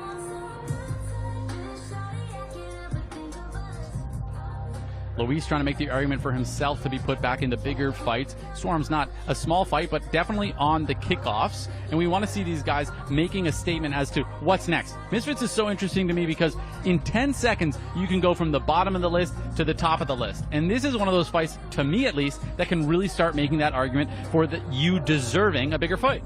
Curveball, you ready for this one? How I look at this, I could potentially see Luis Pineda potentially fight Slim in the future, and that'd be a good fight. That's a curveball right there. That's a curveball right there. But he can do it. I don't want to take it away from him. I love it. Luis Pineda, a strength of his is cardio. Always has been. Always has. Pineda has always been a loving guy within the fans. Fan favorite, hometown guy. He's a family guy first, and he just loves doing what he's doing. Definitely a fighter first. Let's go to Ben Davis to hear from him. All right, ladies and gentlemen, Luis Pineda. Hola, ¿cómo estás, amigo? Muy bien, gracias a Dios, agradecido de estar aquí en Qatar y brindándoles un gran espectáculo. Muchas gracias. Said he's excited to be here in Qatar, and he's going to give you a spectacular. Thursday night, what happens? ¿Qué va a pasar pelea? Pues por primero Dios vamos a buscar el knockout y vamos a salir bien en el ring. ¡Viva México! He's going to knock you out, Swarms, and Viva Mexico! Ladies and gentlemen, Luis Pineda! ¡Vamos! No translator needed for that last one. I think we all know that Luis Pineda is pretty amped up. Shout out to Beal for the translating. I'm actually excited for him now. He's bringing some energy. I mean, every time you hear that word, vamos, just know you're in for a butt-kicking moment. I'm incredibly excited. The pro versus Swarms. Can Luis Pineda bring the ability and the skill to get the job done. Time will tell. That's just one of the many 50-50 fights that we have on this card coming up. But first, I need you guys to definitely download DAZN. Make sure you put it in there, DAZN.com/broadcast. Y'all need to be watching this fight. You see that code right there? You see that code right there? Download that code right there. Stop playing. Y'all need to watch this fight. Vamos. Let's throw to Huss to keep these live fighter workouts going. Ladies and gentlemen, and we are back to the open workouts, which is presented by Qatar, and the whole Supercard is presented by Visit Qatar. You can buy this event, available now on DAZN. You can scan the QR code on the screen, or please visit DAZN.com/boxing. And now, ladies and gentlemen, please welcome to the ring, Warren the Mechanic Spencer. Fox, I've got Fox the G back up here with me. Warren Spencer. Yes. Interesting fight. Ben Williams, great challenger. Late replacement. Yes. Is he going to be able to do it? Sorry about that, by the way. It's not Ben Williams. It's Nick LMAO. Yeah, man, listen. I think I spoke to Warren and his team the other day at the hotel, and they seem very confident. They've been training the whole time. And man, it's influencer boxing at the end of the day. You got to take any fight that you can take. This guy's got a lot of experience. It'll be a challenge for Nick. I'm taking Nick in this one, I'll be honest. Both you guys, AT, Fox the G, you just mentioned how important it is to stay ready. This isn't pro boxing. We're not going to give you 10, 20, 30 weeks to get ready. You got to be ready all the time. That's what he was saying. He is ready, and he's been training. No, absolutely. I have to disagree on that, Fox. I think Warren's a little bit more seasoned than Nick LMAO. I saw Warren fight personally when he fought Aaron Chalmers. And when I say when he fought Aaron Chalmers, he was giving Aaron Chalmers what you call the business where I'm from, buddy. Ben Williams, a great first fight between those two. All action early. However, Warren Spence was saying early stoppage. He wanted to keep going. A lot of us that were watching the fights kind of agree with that. I agree that it was a bit of an early stoppage. I think that this is actually genuinely Misfits' first opportunity to see what this guy's really all about. Yeah, I mean, but can we actually say, let's put it like this.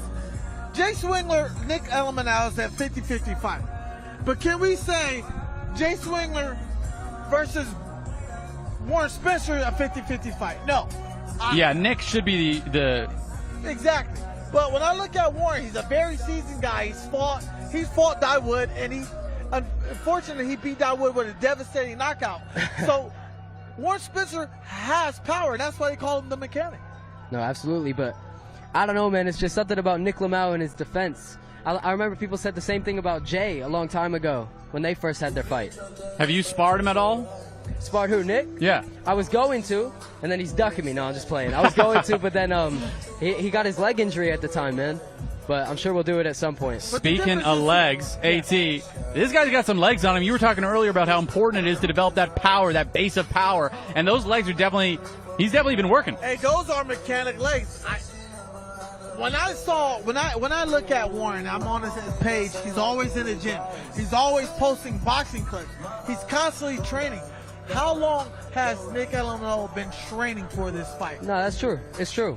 Absolutely. I've been saying this all week. I've been saying the word dark horse all week. But genuinely, guys, I think that this guy is one of the dark horses because Nick won. He didn't have that much time to prepare for him. We always talk about the late replacement as the guy with the disadvantage. However, when you're having an opponent being replaced against you late, you also don't have time to prepare for that opponent. Yeah, absolutely. I mean, Nick's been in camp for a long time here for a guy that is Jay, and that's a completely different fighter than Warren. As you said, Warren does have a lot more experience than Jay. They have very different styles. I believe that he has better movement than Jay. I think that Nick is ready for a guy coming at him, whereas I think Warren can box him and come at him. So I agree with that point for sure. Ben definitely swarmed him. Ben really didn't give Warren much of an opportunity to show us his actual boxing ability. Yeah. It was just a dogfight, all gas, no breaks. Ben Williams, a young man himself, incredibly fit, always super ready for a fight, so he can bring the pace like that. Nick was talking about that same thing. He said, I can bring the pace, I'm super fit. So I'm very curious to see who is going to be able to weaponize the cardio better. Now, if we look at Warren, look, I see Warren, he's jabbing. Yeah, even though his hands was low, he's moving his head off the center line. That prevents him from being in danger. Look at that. No, he's looking comfortable for sure. He looks very comfortable, but look at that footwork. And I stress to you viewers out there, basic boxing fundamentals, footwork, ladder drills, moving your head off the center line. Don't have your head standing there because you're going to get popped. He's looking fast. He's looking prepared. We'll throw to Ben Davis here to talk to the man himself. Mechanic Warren Spencer. Warren, controversial stoppage in the debut. Talk to me about how definitive this will be on Thursday night. I mean, it was a thing of the past now, you know. We've got to get over these things, and here we are. I think it's fate, to be honest. The fans were robbed of a great fight, but now they want me back. Because they want to see what I'm made of, and they'll find out on Thursday night. He's back, ladies and gentlemen, the mechanic, Warren Spencer! Great open workout there from Warren Spencer. I'm very excited to see him. Frankly, gentlemen, he does not look like a 2-week late replacement. He looks ready. No, most definitely not. I mean, like AT said, he's got a lot of experience. He's done this before. It's not his first rodeo. I'm just feeling this. So, look, I'm in Qatar, and I'm listening to this. You can't get realer than that. You can't get realer than this. Michael Jackson in Qatar. Man, look at this view. It doesn't get much better than this. This fight card is looking absolutely stacked. I can't wait to see Nick LMAO. His open workout is coming up here because this is going to be very, very important to me to see who has prepared the most. Which one of these two guys is really ready? Because Nick's had the time to prepare, but as I said, late replacement, different fight. Yeah, absolutely. We're excited for this one. AT, you know what? I love hearing you talk, but I want to hear Huss because I want to see these fighters. And now, ladies and gentlemen, please welcome to the ring, Nick Lamau.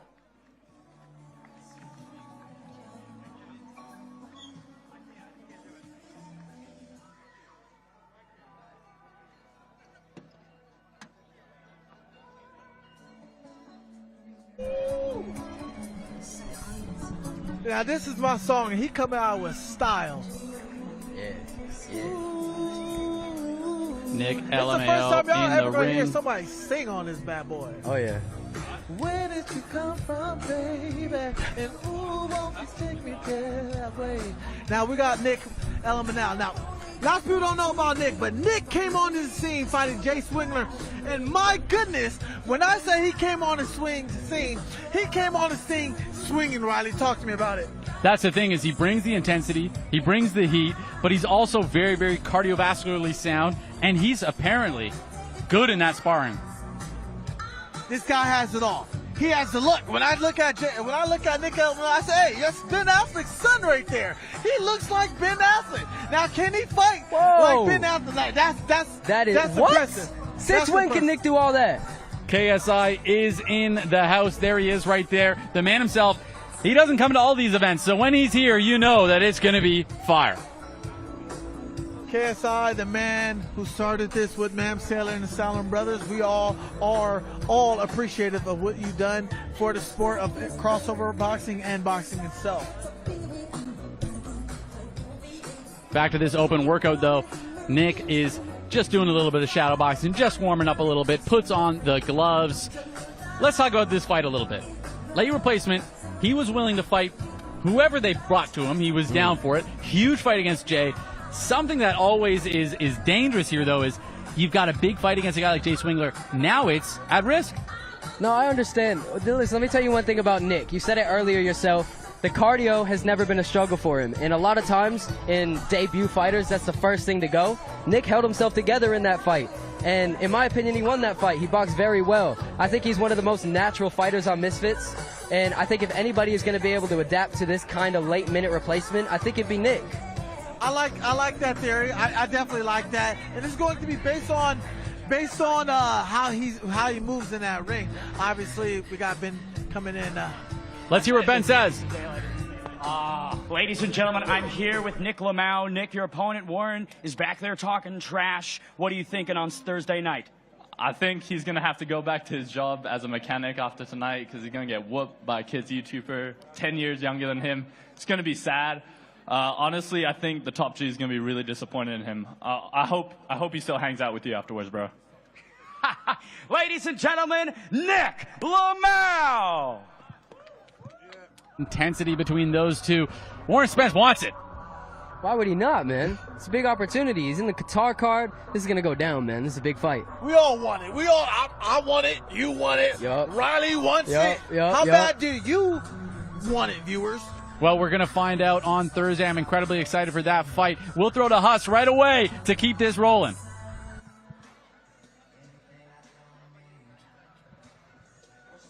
And now, ladies and gentlemen, let's please welcome to the ring, Ben Williams.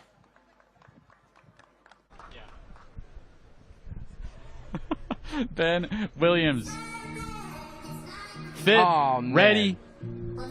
He rinses this music, though. Ben does rinse this music. I'm getting Beach Boy vibes from Ben. Like perfect teeth, chiseled body with the Under Armour over it. Man, this guy's a star right here. Oh my God, he's been a star since his first fight, man. This guy is so confident, and you know, there's a reason why. I saw him post on Instagram. He's been amateur boxing since he was a kid, so a lot of experience. A lot of experience, but also a lot of heart. He is a fighter first. He's Irish, as he always says, doing backflips, showing us his abilities. This is the type of guy that brings the heat and the pressure. He said, and I quote, "Us Irish, we're not here to take part, we're here to take over." And I believe it, because he's taken over the scene with his following, his fan base, and that perfect teeth of his.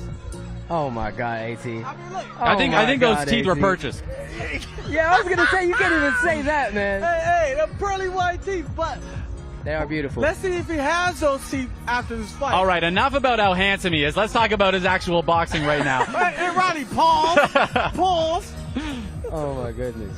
No, this is a guy that I'm very, very intrigued by, because he starts off very, very hot. And he says he's never been dropped, he's never been hurt in his entire life, not even in training. So he has that confidence. However, that can sometimes be a bit of a crutch, because when you've never been hurt, you don't know what it feels like. And if there's a man that's going to hurt him, I'll tell you one thing. It is Jarvis. You know where he's been training, that Mayweather gym. He's also been sparring in Mexico fighting professional fights, apparently. Yeah, man. So Jarvis ain't, listen, a lot of people are giving Ben the edge here in experience, and I agree, but you also got to think about how much experience they have without the headgear. We're going to throw to Ben Davis to hear from the man himself. Ladies and gentlemen, I'm here with the challenger, Ben Williams. Ben, championship opportunity Thursday. What happens? Gonna take that belt home back to Ireland, baby. You know how we do. Out here in Qatar, beautiful place, big opportunity. So yeah, just gotta go do it now. Message to Jarvis. Best of luck, all I gotta say. Lot of respect, ladies and gentlemen. The Bumblebee, Ben Williams. Ben Williams looking prepared, looking ready, looking fast. However, arguably his toughest test yet against Jarvis. Oh, no, 100%. You know, I mean, Fez, you know I love you, bro, but Jarvis is one of those guys. Like I said, doghouse sparring. You can't get much better than that. And incredible durability. Yeah, Jarvis is coming with heat, fire, and technique, and I'm excited to see this fight. Let's see it. AT, let's see from Jarvis himself with us. Ladies and gentlemen, and now please welcome the champion, Jarvis.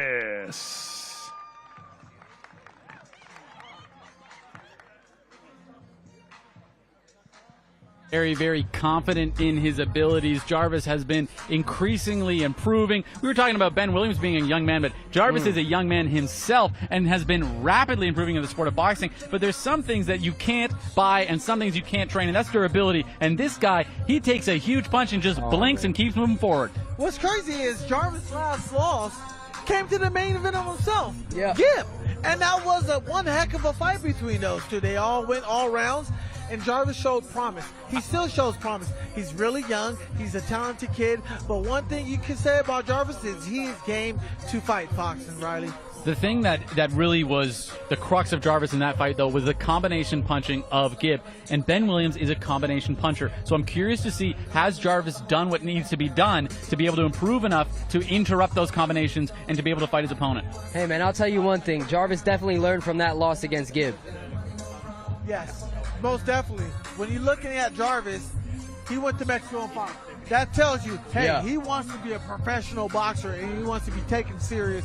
So we're going to see what he has to bring and what he has to offer to Ben Williams. No, He's I'm trying to take his belt. 100%. I can't stress enough how insane it is to be a successful social media star like Jarvis and say, you know what I want to do with my time? I want to go to Mexico Yeah. and fight people Yes. for essentially no gain other than to improve your ability and skill. And now he's trying to bring that to the game, which is fighting in Qatar. No, absolutely.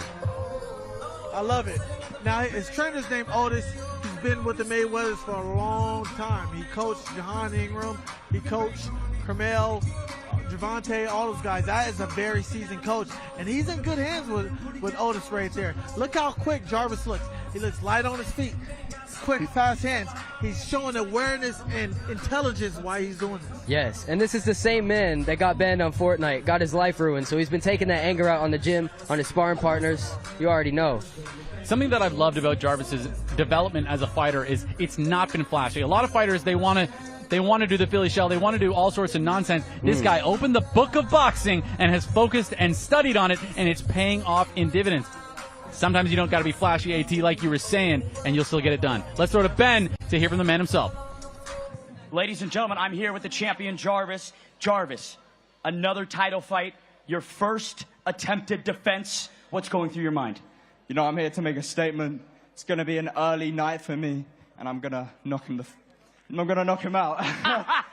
Ladies and gentlemen, the welterweight champion, Jarvis!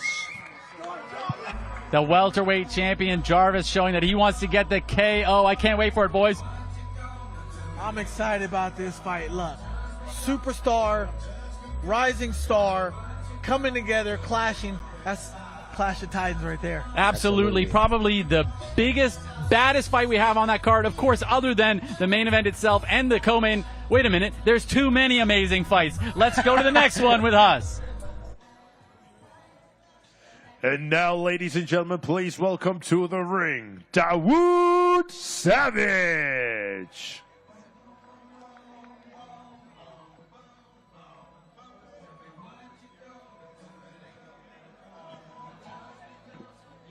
Dazn, this man stole the show at the press conference, Riley. Tell me about it, brother. Fox, sometimes your opponent has everything to gain and nothing to lose. Yes.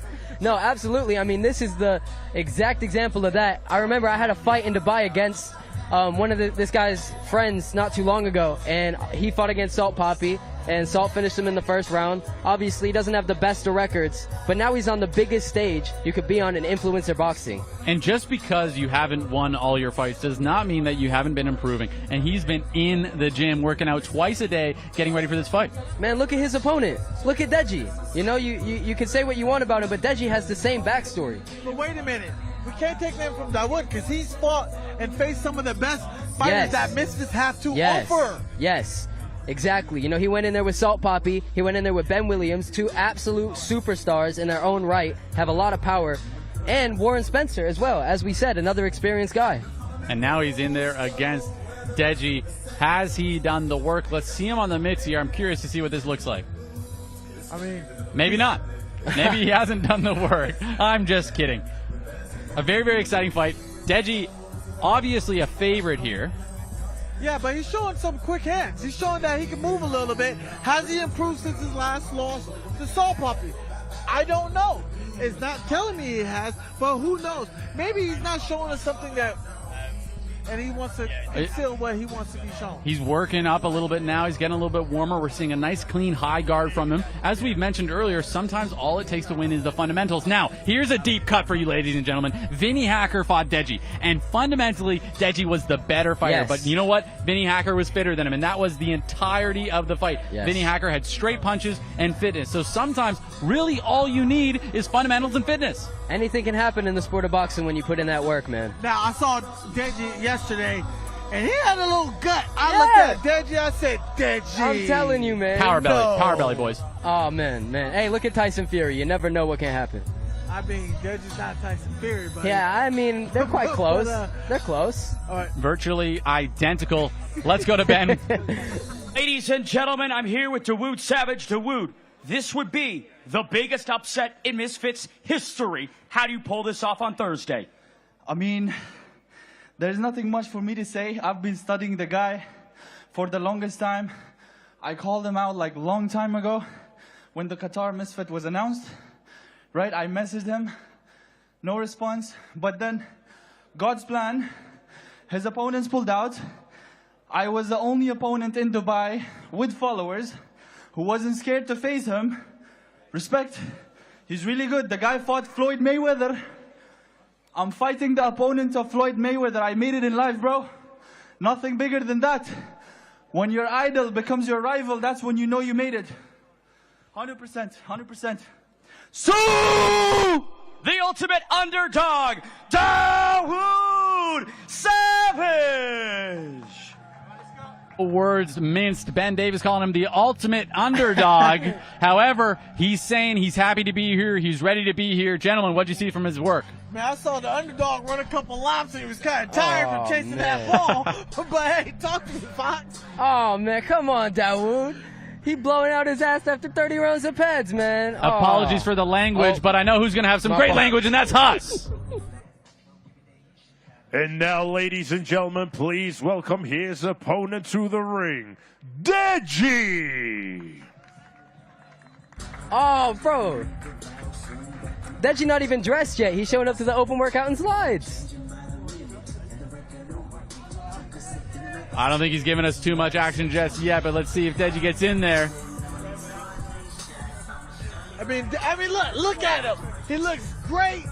He probably smells great. Yo. He looks like grape. He's wearing that purple outfit. Look, Dazn, we all know about Dazn. Stand-up guy, really great person to be around with. Absolutely. And he has a lot of potential. But what can we say? What type of potential he has shown with the level of opponents he's faced, Randy? Well, that's the thing, is he's come back to the sport of boxing time and time again. He's improved greatly, but something he hasn't been has been entirely consistent. Yes. So I think that that's a key for me here, is he bringing that same consistency? I think there's no argument. Dazn can box. Dazn has great boxing ability. Yes. He's got great power. He's showed it in the past. However, can he bring that to the ring could be a different question. Hey, man, you heard it from KSI, the man himself. He said that Dazn is naturally better than him. He just has to put in that work. And we're going to see tomorrow night against this level of opposition, Dazn should get him out of there very easily. When we say putting in that work, a lot of times people forget Dazn is still young. He's still learning. Yes, he's been inconsistent, but he needs to build that confidence. But that confidence comes over time. It's not going to come overnight. It comes over time. I like what Daz's doing for himself. He's not just proving to the people, he's proving to himself. Absolutely. I mean, that's the toughest battle at the end of the day, especially when your opponent's Dawood Savage. Your toughest opponent is truly yourself. I think that, wow. Fox pulling no punches on that one. I think that 80% of this open workout might be Dazn putting his shoes on. Man, they've been trying to cut these short, man. We're running out of sunlight here, so Dazn, you might as well just shadow box in your socks, man. Well, I think Daz's about to spar because he got on the pink spar gear. Oh, my God. Is this a first ever in boxing? The fight before the fight. Dazn getting in to spar. Is that daily paralysis? And for a lot of people don't know, he is sparring me. Totally joking, viewers. Totally joking. Wait, so is he going to spar in glasses or what? You going to take him off, put contacts in, or are you just going to nerd out? I hope that this isn't full-bore sparring 2 days before the fight. Is that daily? That's daily paralysis, ladies and gentlemen. You said daily paralysis or daily? How do you pronounce it? Paralysis or daily paralysis? Daily daily. I mean, look, Riley, Mama always told me, a bag don't punch back. Daddy gonna punch back. Oh, absolutely. Is Dazn serious about doing this? AT, I once watched you fight and then come back to the commentary desk and then fight the next weekend. So I think he'll be fine. All right? I think he can spar. Okay. I just had to make sure because I've never seen this before. And what's good is I get to see my rival daily, who I might want to beat up in the future, and see how he looks. AT, ladies and gentlemen, always looking for his next opponent. Anybody can get it. Fox is standing beside me. Yes. Yes. You gonna fight AT? Am I gonna fight AT? I'm just kidding. Man, I'll fight him now. Hey, all you viewers who's watching, y'all can get it next. Oh, I can my fight goodness. you all next. I mean, speaking of getting it next, it's good that we're getting another fight here from Deji. Whoa, hey, wait. All right, gentlemen, let's look back to the fight here. Is Deji going to be able to get his gloves on by the time Ben Davis has to ask him questions? Bro. That is, the odds on that are very, very low right Here now. he comes. Oh my God.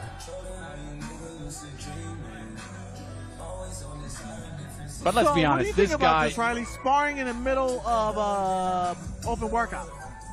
I think it's awesome. I mean, I imagine that this is going to be mostly defensive on the part of Daly here. I don't imagine he's going to be trying to take Deji's head off. So are they doing 3 threes or 4 threes, buddy? Yeah, we'll probably see a 12-round sparring session right now.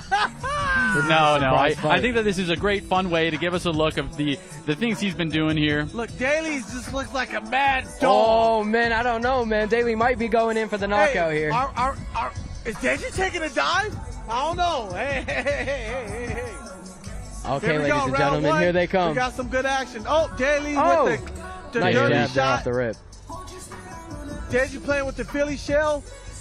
We got Daly with his hands high guard. Oh, great. Deji looking head comfortable on movement the by Deji. feet here.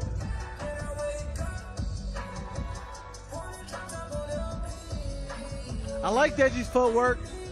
Good triple jab, 2 to the body. Deji's always got that cross guard, dynamic head movement. Daly does look a bit slow and a little tired. I see Daly breathing very, very heavy. You would say that. Hey, one thing about Deji I got to point out, man, over the years, his confidence has improved so much. Just His from body comfort in the language. ring, absolutely. Yes. What I like how Deji's being confident, but more cautious too. Great head movement as well. Yeah, absolutely. What I love need his from posture. Daly, I need Daly to move his head more as his feet because he's getting caught by clean punches by Deji, and Deji's clearly winning this fight, Riley. Let's call it like it is. We're seeing great movement from Deji, a lot of comfort in the ring, and just frankly, more experience than his opponent. Even though his opponent has multiple fights, Deji also has multiple fights. That doesn't necessarily translate athletically. We've always been saying it for years now that Deji always was athletically gifted. Well, I think this is an even matchup. I think Daly's on a similar level as Deji. I can agree, but who knows? I want to see action. I was talking about Dawood Savage here, all right? Oh, my bad. I was not talking about Daly. I got that confused for a second, too. Man, AT took that and ran with it. How much are they going to show? I'm actually very surprised. I didn't actually expect to see any sparring here. I'm not going to lie. Well, many firsts always coming from Deji.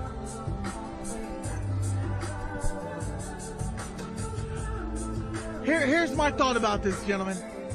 Yes, Deji's doing what he's doing, but Dawood is coming at him with nothing to lose. Yes. He has nothing to lose in this fight. If he lose, hey, I fought Deji. It is what it is. But Deji has to be mindful. Dawood is coming at him crazy this fight. Oh, 100%. I'll tell you one thing.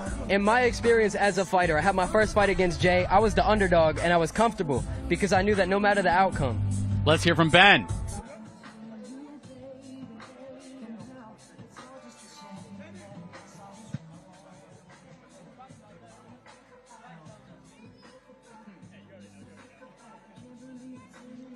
Ladies and gentlemen, I'm here with Deji. Deji, he says idols become rivals. How do you view Dawood Savage? As an opponent, yeah, that's it. Fair. What are you going to do Thursday night? Absolute domination. Domination. I was thinking demolish and domination, yeah. Demolition, there you go. Put it all together. Ladies and gentlemen, Deji! Demolish, dominate, all the same thing really at the end of the day. Deji is looking ready. First for us, the sparring. What do you guys think? I'm impressed with Deji's head work. His head movement, his hands, the patience, the footwork. What do you think, Fox? Man, I'm just in a state of shock right now. The fact that they just actually sparred in the middle of an open workout. But yeah, Deji looked good, man. Deji looked very confident. Well, gents, the open workouts aren't done. Let's throw back to Huss to keep these rolling. And now, ladies and gentlemen, please welcome to the ring, Mosiah Warrior.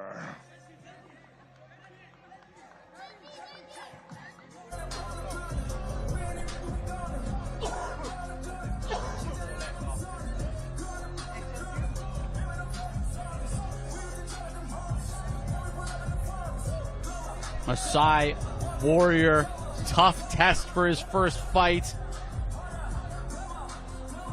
I'm curious to see if he's going to be able to get it done. Two very, very, let's say unproven fighters, and a potential to become a future Misfits star.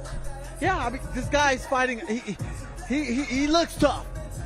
He's got the look for it, that's for sure. Yeah, absolutely. You look tough, but are you tough? And when I say tough is, he's fighting a tough opponent. Yes. And HS Tiki-Taki, who is the GOAT of Misfits boxing, as proclaimed by Mams Taylor. But he's yet to prove it. So can he deliver? People have this thought of him. People have this hype behind him. But is he actually going to be able to deliver? And that's this fight. That's this test. Let's call a spade a spade. George Fensom had no business being in the boxing ring. No way. No, you are 100% This is a completely different fighter. Right. But also, this is his very first fight as well, making his debut, I believe. Yes. And he looks sharp. Throwing a jab, but he's kind of making a mistake, stepping in a little too far with the right, but I don't know. AT's being a little generous today. Hey, I'm just saying. Don't quote me. Still, at the end of the day, HS Tiki-Taki was also relatively untrained for his last fight. This fight, he's been training. We finally get to see, is it just athletic ability? Is it just talent? Or is the skill going to be able to translate as well? I love it. I love what you're saying, Riley. That totally makes sense. This guy's a big dude. HS is a big dude. Somebody's going down. That's the main point that I want to make. Anything can happen when you're this size. One punch lands and it can change or end anything. Yeah, absolutely. This fight's at heavyweight. Big fight. HS, big favorite. And HS has shown just incredible athletic ability. But you know what? AT, as he warms up here, he's looking a little bit better. He's definitely cutting off his own punches. As you can see, he's jamming up his own punches, not really extending them to their full extent. Yeah. When you look at new people who are getting into the scene of boxing, and when I say getting into it, there's nothing wrong with starting off, learning how to fight. The great started. But when you look at his right hand, he's very tense and it's right next to his face. Yes. He needs to be a little loosened up. Trust your foot. Trust your basic fundamentals. HS's first boxing footage I saw from him, he was already looking great. I mean, some people just pick it up very quickly, and some people don't. So I'm curious to see, fight night, is Masai Warrior going to be able to, develop these skills quick enough to be able to win? I'm going to point out something real quick. How the heck did he get a new Misfits shirt before me, Ryan? Man. Let's hear from Ben Davis to find out how he got that new Misfits shirt. AT. Ladies and gentlemen, I'm here with the Masai Warrior, HS Tiki-Taki. Still not seen. What do you think of this? Whatever mind games he's playing, like I'm ready for in it. Do you know what I mean? So we're here, we're staying sharp. I'm ready for whenever he's ready. Thursday night, what happens? Let's get it Thursday night, knockout. Ladies and gentlemen, the Masai Warrior! Fox, HS Tiki-Taki, still not even in the building. Yeah, where is he? I have no idea. We haven't seen him yet, even in the hotel. Hey, time is ticking and talking at the moment. Oh, my goodness. I'm very excited for that fight, but we have very much more action coming to you with us.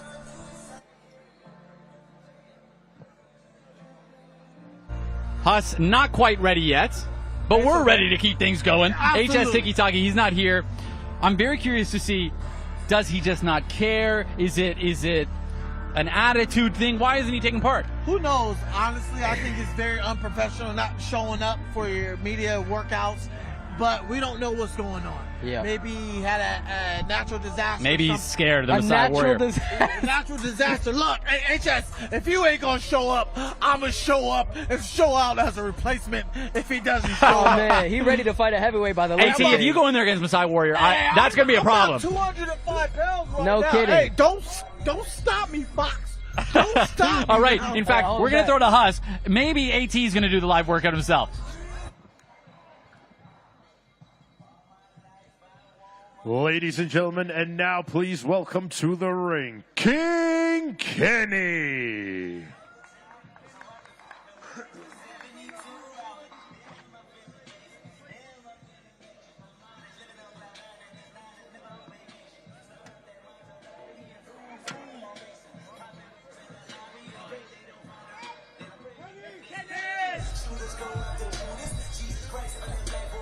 All right, here we are with the one and only King Kenny. He's got a t-shirt on that says 6 rounds. How fast did he make that t-shirt, AT? Man, he went to the mall and had it printed out, ready to go in the next 45 minutes and made a couple. I was hoping to get a 6-rounder, but look, it ain't happened. He got his goons with him, his buddies with him, call him what you wanted. AT, I believe it did happen. 6 rounds. Yeah, 6 rounds is official. That's what Mam Sailor was saying. He flipped a coin, man. How did he get a 6 round before I get a 6 round? Man, who knows? God knows. Still, maybe I if think you that complain about it enough, you'll get what you So want. which one is King Kenny? Because everybody's tall in there, and I don't know who's who. AT, I think it's time to study your fighters. You fought the guy. You stood directly in front of him, and you can't tell who he is. Hey, look. I just signed a contract. I knock him down like bowling balls. Hey, man, Kenny's looking sharp as always. Anybody can get it. Anybody. You can never be my first, but you can always be my next. Still, I think that when we talk about the 6 rounds, it shows just the preparation from King Kenny. This is a guy that has taken all the toughest fights, as we just said yourself, AT, but he's also had the great cardio, the great fitness, and the great preparation. Salt Poppy, on the other hand, has faded in fights. He's had trouble with his cardio, so clearly the advantage goes to King Kenny for 6 rounds. Yes, I like the way King Kenny fights. He fights as a traditional boxer. He reminds me, and this fight reminds me of a more Thomas Hitman Hearns. He knows how to use the jab. He knows how to use his range. But can Kenny withhold that pressure from Salt Poppy? King Kenny coming off a great win. Fox? Yes. Listen, man, I'm going to tell you one thing. I've been training with Salt Poppy for a long time now. Coming up on a year and a half, I believe. Listen, this is definitely the fight that the team has wanted. You know, this is a fight that people have been looking forward to. They debuted on the same day. King Kenny is a very sharp fighter. This is indefinitely, in my opinion, Salt's toughest test. You see how sharp he is on the pads right now. And like you said, he's going to be able to go the full 6 rounds.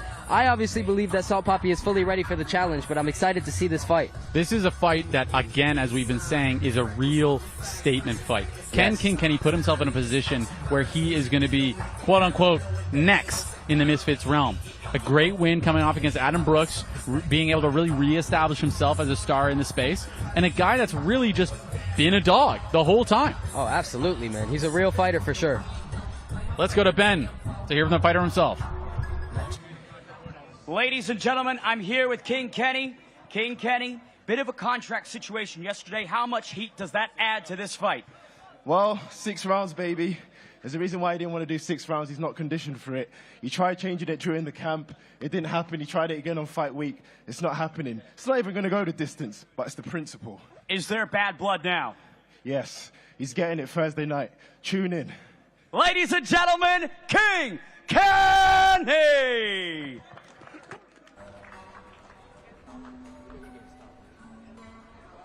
And now, ladies and gentlemen, please welcome to the ring, Super Salt Poppy.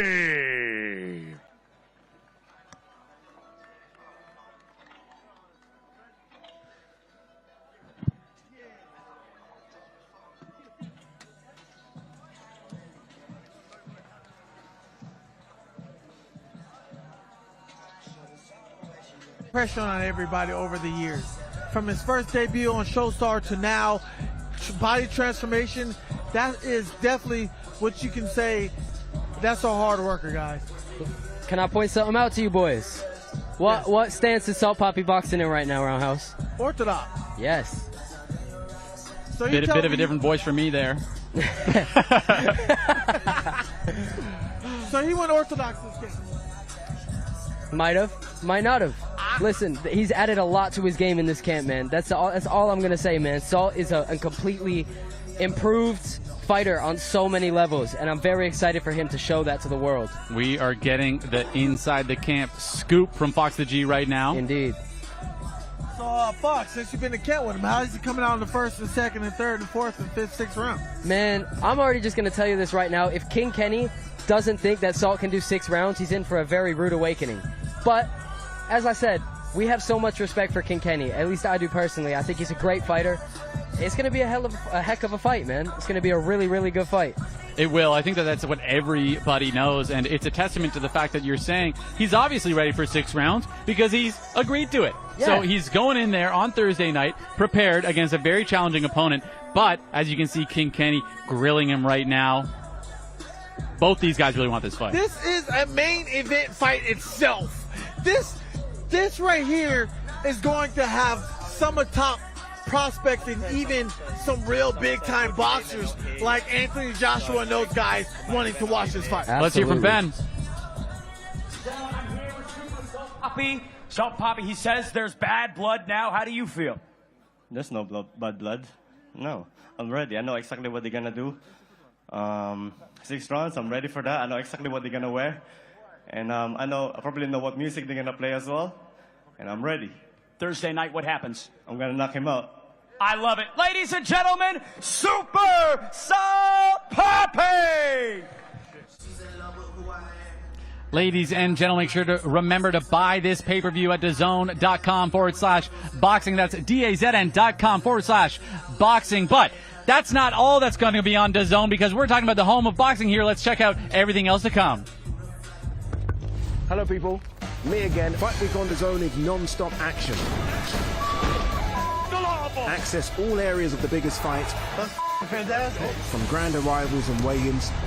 I'm not here around, I'm here for war. To open workouts and pandemonium at the presses. It's going to be so much fun. All analysed by the biggest names in boxing. I'll end this. Get him out of boxing. It's over. That and so much more, even before the bell rings.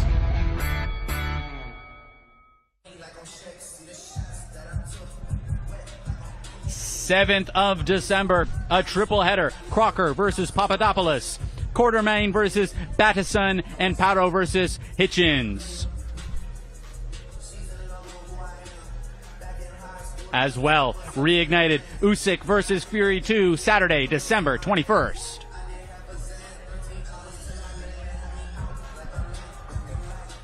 And another Fury as Tommy Fury takes on Darren Till in X Series 20, Saturday, January 18th. Big fight. And don't forget, ladies and gentlemen, tonight, the Ade and Ariel show.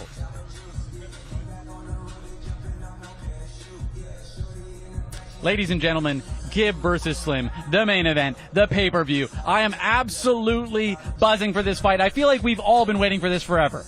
I've been waiting for this since the day they came into the scene. Slim, Gib, KSI, they're going at it. It's going to be a crazy fight, y'all. Slim, an undefeated fighter. Talk to me about the mentality with that. Oh, man, once you're undefeated, there's nothing you want more than to defend that O. He's not going to let anything come in the way of that, but he's got a pressure fighter in Gib coming off of the loss against Jake. He has been unbelievable for the past couple of years. Let's throw to Huss to see from the fighters themselves. And now, ladies and gentlemen, please welcome to the ring, Slim, the Hitman Albaher.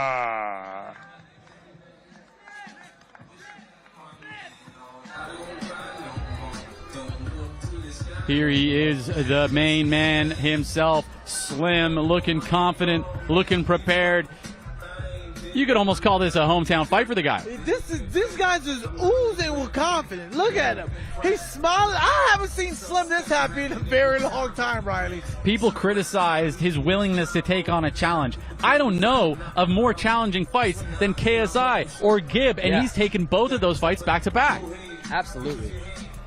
No, man, Slim is never the type to back down from a challenge. You know the work that he puts in, and he's been the underdog in almost every fight he's had, and he still gets the job done. That's a great point. AT, talk to me about how Slim's always able to seemingly find the win, even in fights where he may not look like he has the advantage. We really saw Poppy as the fight that we're thinking of. Yeah. He's able to get in there and find the win. Well, one thing that's very key to Slim's success is he is very, very patient. And when I say patient, he waits for the right opportunity to take the right shot to finish the fight. And we, the fans, have to be a little patient right now, too, as he puts on his shoes. Man, what's with everybody showing up in their shoes and socks, man? Tie them shoes up. We want to see you box. I want to see people go at it. I want to see people fight. I want to see somebody, or heart break, everything. I want to see it all, Riley. Exactly, but let's talk about the looks of both of these fighters. Gib, volume fighter, pressure fighter. Slim, on the other hand, it's in the name. Slim. Tall, slim guy, uses his range effectively, uses his groove effectively, as you can see it right there. He's dancing away, confident, calm, cool, and collected, but a very, very challenging foe in Gib. And AT, is he going to be able to put the fight where he wants it, or is Gib going to be able to? Well, Slim can do what you're saying. He can do as long as he keeps his distance, he stays on the outside, and he stays pressure. But if Gib decides to apply that pressure early on and use that to advantage, it can definitely affect Slim in the long run. No, absolutely. The one thing that I think Slim's detriment is in this fight could be the gas tank, because obviously Anesongib is well renowned for that gas tank, and we have seen Slim struggle in the past. I think it's going to be a battle of the cardios. And 8 rounds. Yes. Full fight of Misfits first. Yes. But that's got to show some confidence, AT, even in Slim. So, I mean, they call him the Slim Reaper. They call him they call him the Brooklyn Riddler. Look at that, man. That guy can talk, he can fight, and he can dress and back it up. Another thing I love about Slim, he absolutely loves boxing. He loves what he does. He loves to be in the gym. He doesn't leave the gym. This guy probably fights, goes home, gets off the flight, and his first stop is the gym and then home, knowing him. What I like about Slim the most, Riley, is pay the man, he'll fight anybody you want. As long as you pay that man. Yes. Only place that's paying him is Misfits Boxing. Slim has improved greatly, and I think that he's someone, I've been guilty of it too. People have doubted him. People have doubted his ability, and he always shows up and is able to win. He's also done a great job at really slowly developing into the sport of boxing, taking his time and taking opponents harder and harder every time to show his skill and ability. Yeah, Slim has definitely came a long way. He's definitely a fan favorite. We all know that. And he finally gets his big shot as the main event and pay-per-view. Hey, man, Riley, just like you said earlier, man, I have definitely been guilty as well of doubting Slim Albaher. And listen, I've been rooting for Gib since the start of his career. You know I want to see him win fights, but I can't even doubt Slim in this fight. Truly a 50-50 fight. I'm very curious. It's one of these things where people ask me, I'm very rarely left speechless. I almost always have something to say, even if it's wrong. Yeah. But this time, I just haven't had any words to be able to define how intense and how close this fight is. Nah, man. This fight, to me, this fight ain't even close. This fight's not even close. I'm not going to sit, Riley. Say it. Spit it out, AT. Uh-oh. I got Slim by first round knockout. First round? First round, buddy. Wow. Look. Here's why. And I'm praying to the gods. I need Slim to win. I need Salt Poppy to win. I need Salt Poppy to beat Slim. And I need that rematch with Salt in the Philippines. And Okay, so fantasy land we call this wishful thinking from AT here. Not necessarily that he knows who's going to win, but he knows who he wants to win. Here we see Slim taking on the pads. He looks sharp. Slim is looking quick, guys. He is. He's looking crisp, and he's got those boxing fundamentals. Something that I love about Slim and something that people might not notice is he's not just good at range. He's great in tight and in the clinch, and he can often find the punch and find the leverage in tight. You've seen quite a few of his knockouts actually come on the inside, mid-range. Slim, for a tall fighter, for a long, lanky fighter, he really can fight on the inside, and I think that that's going to be the detriment for Gib.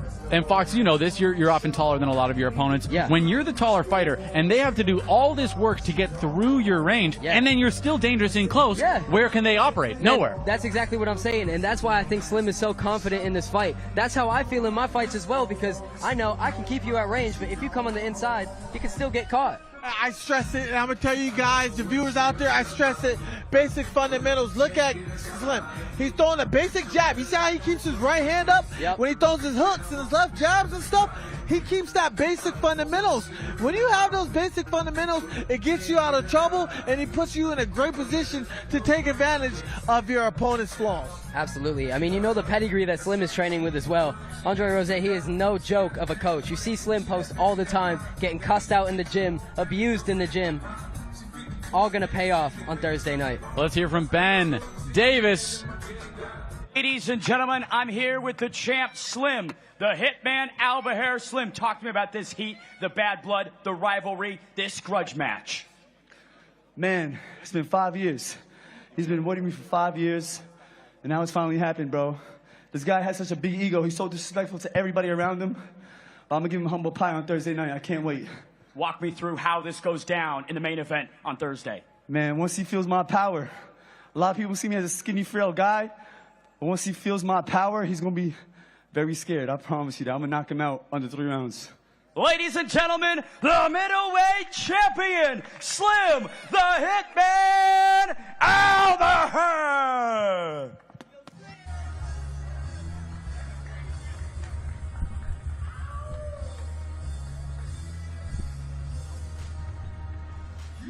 Tonight, the Ade and Ariel, the boxing show. You can tune into that later tonight at 10 p.m. UK, 5 p.m. Eastern.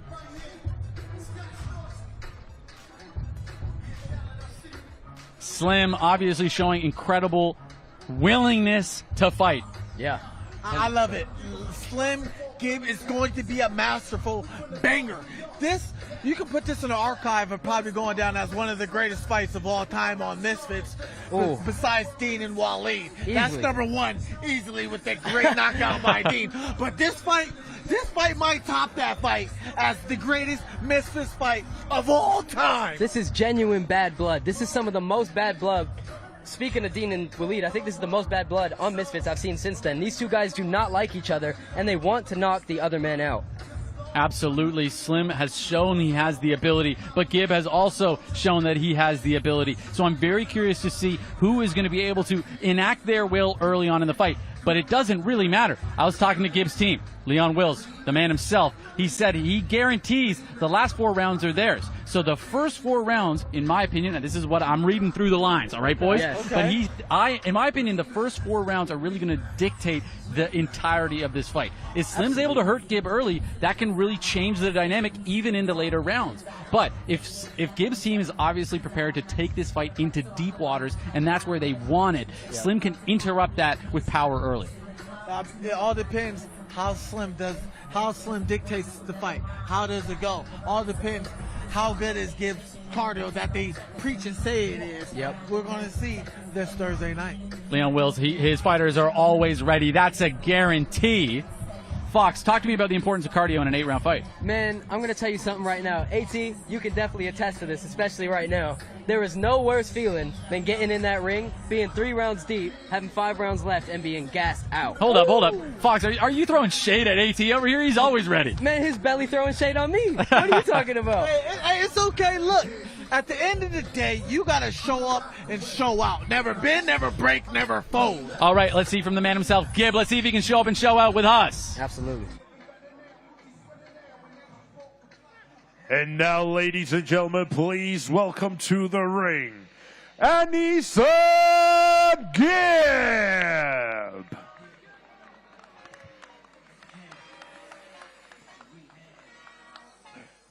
What's going on, gentlemen? Ladies and gentlemen, we got Slim himself up here with Gib in the ring.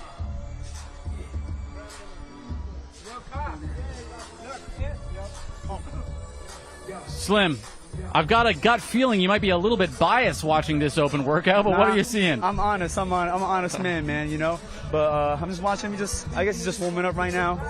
But I don't care, man. I don't think every fight he had, he barely improved to me, in my opinion, honestly. Slim, you looked very tight and crisp and technical in your own open workout a second ago. Talk to me about some of the gaps you're potentially looking for in his boxing to be able to expose. I don't know. I just don't think his boxing skill is all that, man. I think he's maybe he might be a little strong. That's probably his best physical advantage, like his physical ability, you know, like his body and how physical in shape he is. But I felt like I've dealt with that everywhere. You know, even when I train in sparring, I always fought bigger guys than me. So I'm used to fighting a bigger, stronger man. I really don't see anything much that he could do better than me. I often remember about your face Temper fight. Temper, definitely a bigger man than you, right? Taller physically, and you were able to put that guy to sleep. Are you looking for an early stoppage? Do you want to take this into deep waters? Where do you want to see this fight? I'm ready to go anywhere, man. I trained very hard. I had a very good camp. I've been sparring lots of rounds, so I'm ready. If it goes 8 rounds, I'm ready for 10 rounds, 100 rounds, to the death, whatever they want, bro. I'm ready, honestly. That's what we like to hear, AT.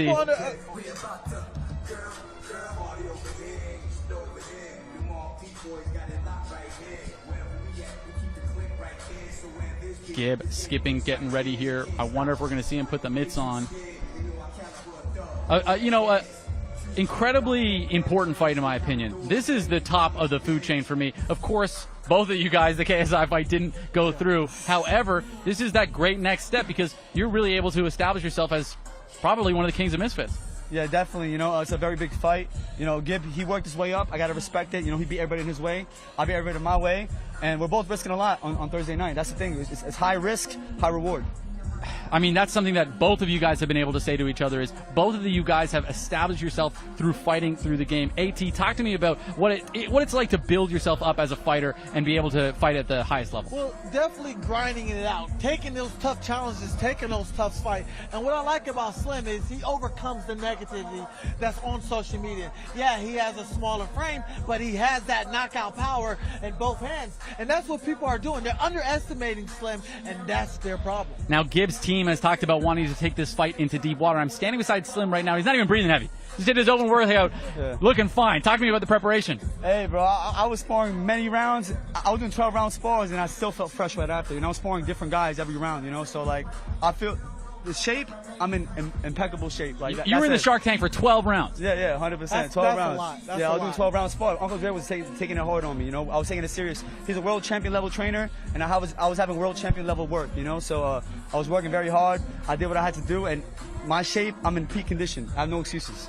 That's great to hear. He says no excuses, so we're getting the best out of both of these fighters. Gib doing a nice little warm-up here. Talk to me about what you're seeing here. Obviously, he's doing his push-ups, getting prepped. Gib was looking absolutely ripped so far this week. He's obviously prepared as well. Do you think that's a testament to yourself as a fighter that he's coming in so prepared? I respect it. He works hard. He's not the most skilled guy in the tank, in the Shark Tank, but he's a guy that works hard. And when you work hard, you could beat guys who are more skilled than you. But the thing is, I'm more skilled than him, and I do work hard. So sometimes working hard don't get you far in life, and he's going to learn that Thursday night. No stone unturned for Slim here. I'm very excited. AT, talk to me about this. Obviously, both of these guys, slightly different physiques. You've been a shorter fighter before. What is Gib going to have to be looking for against Slim, who's the taller fighter? Repeat that one more time. I'm just saying, no shade to you, but you're not that tall of a guy. You've fought guys that are taller than you in the past. Slim's the taller fighter here. Gib has to get through that, and you've done it successfully throughout the entirety of your career. Talk to me about some of the strategies that Gib is going to have to use against Slim. So again, for keys to victory for Gib to get on Slim. If I was Gib, my goal would be, hey, I need to put Slim back on the ropes because he's comfortable on the ropes with the high guard. I need to start working it. I need to cut off them angles and trap him in that corner. What Slim needs to do, he needs to stay in the middle of that ring and keep at a distance. Use that jab. Put your left foot outside of his foot, and if he wants to bang, well, we already know the hitman right here. He got that power, them dynamites in the hands that's going to knock that brick house down. Slim, you kind of know the game plan that your opponent has to approach here. Have you guys prepared for that? Yeah, I definitely prepared for it, man. I've been sparring. Like I said, I sparred a few world champions in my camp. I sparred Danny Jacobs. My main Danny Jacobs? I just called him out earlier. Yeah.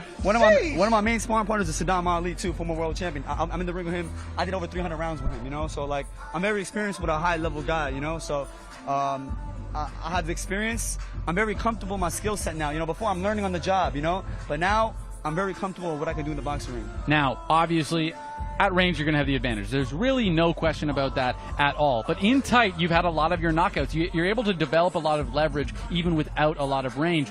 Do you feel a confidence if he's closing the distance on you that you're going to be able to find the shot? 100%. The reason why I got so good fighting on the inside is because a lot of people when I spar always try to put pressure on me, so I never had a chance to use my range. So I learned how to find the inside to earn my respect and hit them with some shots to give me my distance. So I feel like I'm a better inside fighter than outside fighter, which is kind of crazy. In my opinion, Gib is arguably one of the best pressure fighters that we have in the social media scene.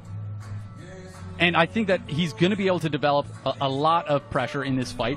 And we were talking earlier that an 8-round fight, his team thinks that they have the advantage late. You obviously think differently. But if that's their strategy, how do you mitigate those early rounds that you're more likely to win, let's say? I think that's a terrible strategy because they know I'm more skilled than him. They know that. You know what I mean? Imagine if it was a 4-round fight. That's why they want to make it 8 rounds, and I agreed right away because I want to prove that I'm not just a better short-round fighter, I'm a better long-term fighter too. This is a big statement I'm going to make in the scene because everybody thinks I have a bad gas tank. I'm going to prove it to them. I've been taking this very seriously. All right. Now, I know this is going to be a tougher question, but I want you to name 3 skills that you think that could be dangerous to you from Gib that you're seeing right now. He's thinking because he doesn't have them. Nothing. Well, I would say, I'll throw you one, and you can disagree with me, and that's fine, but I do think that his in and out movement is good. That's what he does best, but it's not even all that good. I think I do it way better than him. And he's very awkward on his feet. I don't think his balance is the best. Once I hit him with some shit, like I see what he's trying to do. Language, everybody. You see what he's doing right now? He's throwing the overhand right because he thinks that's what I'm going to do. So he's going to try to counter it and come up to the body. But trust me, I'm a way smarter fighter than these guys give me credit for. So they're going to find out. We were saying that before AT, that a lot of people have doubted Slim his entire life. Talk to me. Act like Slim's not here. Okay. What does Gib have to do in what you're seeing to be able to get through his skills and ability? He got to press Slim. Like I told you earlier, he needs to put his back on the ropes, chop him in the corner, and go to work straight to the body.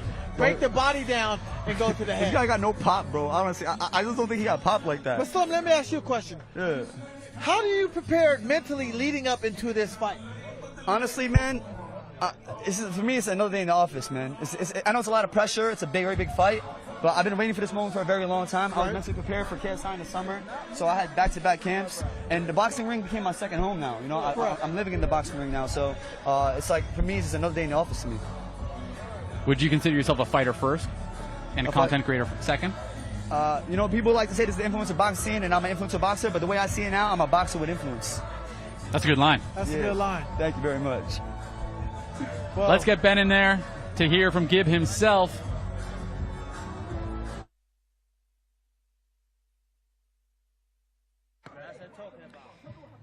Ladies and gentlemen, I'm here with Gib. Gib, looking sharp. Thursday night main event. Talk to me about this.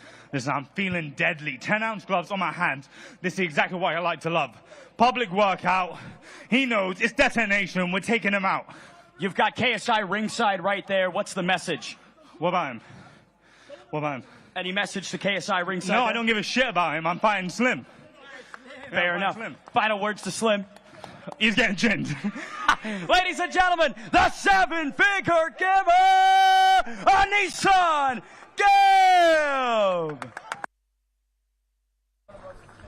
Ladies and gentlemen, the Ade and Ariel show. That is live tonight, where they talk everything there is to talk about boxing. Hey everyone, I'm Ariel. And I'm Ade. Introducing the Ariel and Ade Boxing Show. All the headlines and hard-hitting debate from the world of boxing. And we've got special guests every single week. So if you love boxing, you'll love this program. Every Tuesday, live on Dazn. AT. I mean, Slim was very, very confident. It's really difficult to navigate sometimes talking about a fighter's opponent while he's right beside you because obviously the confidence is oozing out of Slim. I can't wait to hopefully grab a word with Gib himself because he looks pretty prepared in there as well. Yeah, Gib was pumped. Slim is pumped. We got two egos about to clash, but one ego has to get deflated, and I just hope the best man wins. That's all. I think that there's no question that the best man will win because these two are going to fight. KSI in the arena right now, talking, getting ready. Very, very adamant from Leon Wills. I mean, but that's his trainer. That's his coach. Leon Wills, a man of integrity himself, and he's always ready to go. But this just shows how invested KSI, the man behind all of this, is in a fight like this. And when we see that he's invested in it, I'm invested in it. Yeah, I love it when a coach comes to bat for me or his fighters. That just tells you the confidence builds in me. If my coach is confident and he's talking trash and he's defending me, that's going to make me want to have a little confidence and build me up slowly from scratch. It's a very, very challenging fight for me to pick. I'm razor close on it, but I gotta say Slim's confidence is selling me a little bit here. Yes. I've always vouched for Gib. I've always thought he was going to win every single fight, but the confidence is very, very, almost you could say, intoxicating from Slim and his team. Yeah, very true. Very true. I just wish things were handled a little differently, but this is the fight game. Now everybody's feelings going to get hurt, whether you like it or not. Yes, and the thing that people don't realize is fighters are often very emotional people, right? Yes. And they fight with that emotion, and they bring that to the ring, and they're always ready to go. But Gib, is he going to be able to harness that emotion? I mean, he's always had so much passion, so much drive in the game. We can see it in his physical transformation, but also his skill transformation. Now, I think that this is one of the toughest fights that we're going to see from him coming in to Misfits, the home of influencer boxing. There's no question about it. And if he's able to finally conquer this, I think that that'll really establish himself. Yeah. If Gib goes in there and knocks out Slim, not only does he and he's got 8 rounds to do it. And not only does he becomes the champion, he becomes a bona fide superstar. And when I say bona fide superstar, if Gabe wins this fight, by all means, he deserves a KSI fight. Ladies and gentlemen, you can buy now at DAZN.com/boxing. That's DAZN.com/boxing. But there's much more to come. Check out Usyk versus Fury 2. Live on Dazn worldwide, Usyk versus Fury 2, December 21st. The first fight had it all. Now, the rematch. In the most anticipated showdown of the year. 2 opposing mindsets. 2 corners set to reignite. For redemption. For greatness. For legacy. 2 of the best on the planet will collide. Only one will end the year heavyweight champion of the world. Get closer to the action. Closer to Fight Night on the global home of boxing. Live on DAZN worldwide. Usyk versus Fury 2, December 21st. Buy now at DAZN.com/boxing. Ladies and gentlemen, I am here with Gib. Gib, you just did your open workout. It doesn't even look like you. It looks like you did a stretching routine. You look so fit. No, they kicked me out of the ring. I wish I could stay in there more. I love to train. This is what I like to do. Talk to me about the boxing preparation. Stuff, I love it, man. I love it. This is what I do. I've dedicated my life to this. So to be out there training and they're kicking me out early, pissed. Because I can't wait to put my hands on this guy. I can't wait. That's what I was going to say. Hopefully you can harness some of that negative energy. Yeah. AT, talk to me about what you're seeing. Well, what I like about Gib is he's keeping everything tight. And what he's doing good is he's breathing in between punches, was conserving a lot of that energy, and he's doing a phenomenal job. AT, Gib, talk to me about some of your strategy here, your game plan. Your coach was saying you want to take this into deep waters. That's where you think you have the advantage. How do you see this fight playing out early and then, of course, later? We're just going to expose him as the bad boxer he is. That is the plan. So his strengths, we're going to exploit that. His weaknesses, we're going to exploit that. And eventually, you're going to see the Misfits champ crumble. Well, I love it. The promotion's against me. It's me versus everyone, and I'm going to take him out. I'm not against you, brother, but I'm very excited to see this fight. Slim is incredibly confident, but you have absolutely equal confidence. Where does that confidence come from? Is it in preparation? Is it in your team? Or is it in your skills? From being around him, I know him now, it's fake confidence. It's an acted confidence. It's something that he puts on in front of the cameras. So when we're fighting and I'm breaking him down, watch the man that you'll see in front of him. Talk to me about your own confidence. You'll see him weak. The confidence doesn't come from anything but just the work that I put in. I know how dedicated I've been, and it comes from my original story. So that's where my confidence comes from. Do you see this as a chapter in that story? A chapter of me taking out Misfits, yes. I love it. I think it's going to be interesting because he says he wants to take out Misfits, but he might see himself as the face and build it up even more, which I think would be amazing to see. I'd be absolutely adamant to see that. AT, how are you feeling this energy coming from Gib right now? I love the energy. I love the fact that, like I said earlier, if he goes out there and he knocks out Slim, not only does he becomes champion, he becomes, like I say, a bona fide superstar. Line that KSI fight up next, and that's what I want to see next. This guy is oozing with confidence. Hey, look, like I said earlier, when your coach is oozing with confidence, that's going to give me the confidence because I know I got my team and coach backing up. He looks great. He looks in shape. He looks ready to go. I'm getting pumped up just standing beside him. I mean, the guy's got so much energy. Everybody, make sure to tune in at DAZN.com/boxing. You can buy the pay-per-view right now. And if you haven't, you're incorrect, because Gib and Slim are going to put it on an absolute pleasure. I can't wait to see it. Tune in tomorrow. Don't go anywhere. We're going to be doing the live weigh-in. And then, of course, Thursday, you can see these gentlemen fight. Thank you so much, everybody. Perfect. And now, ladies and gentlemen, brought to you live on the Zone X Series. Let's see some thunder!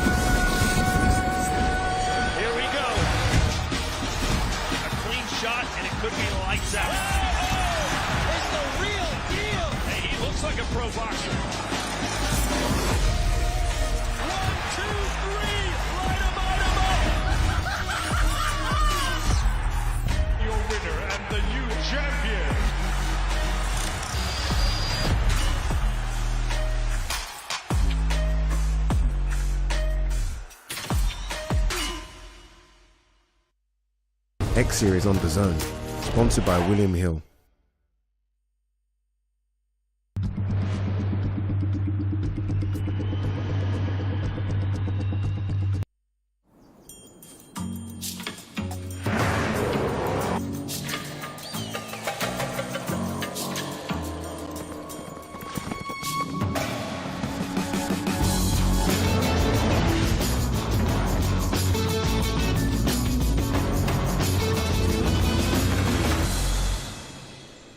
You found it then?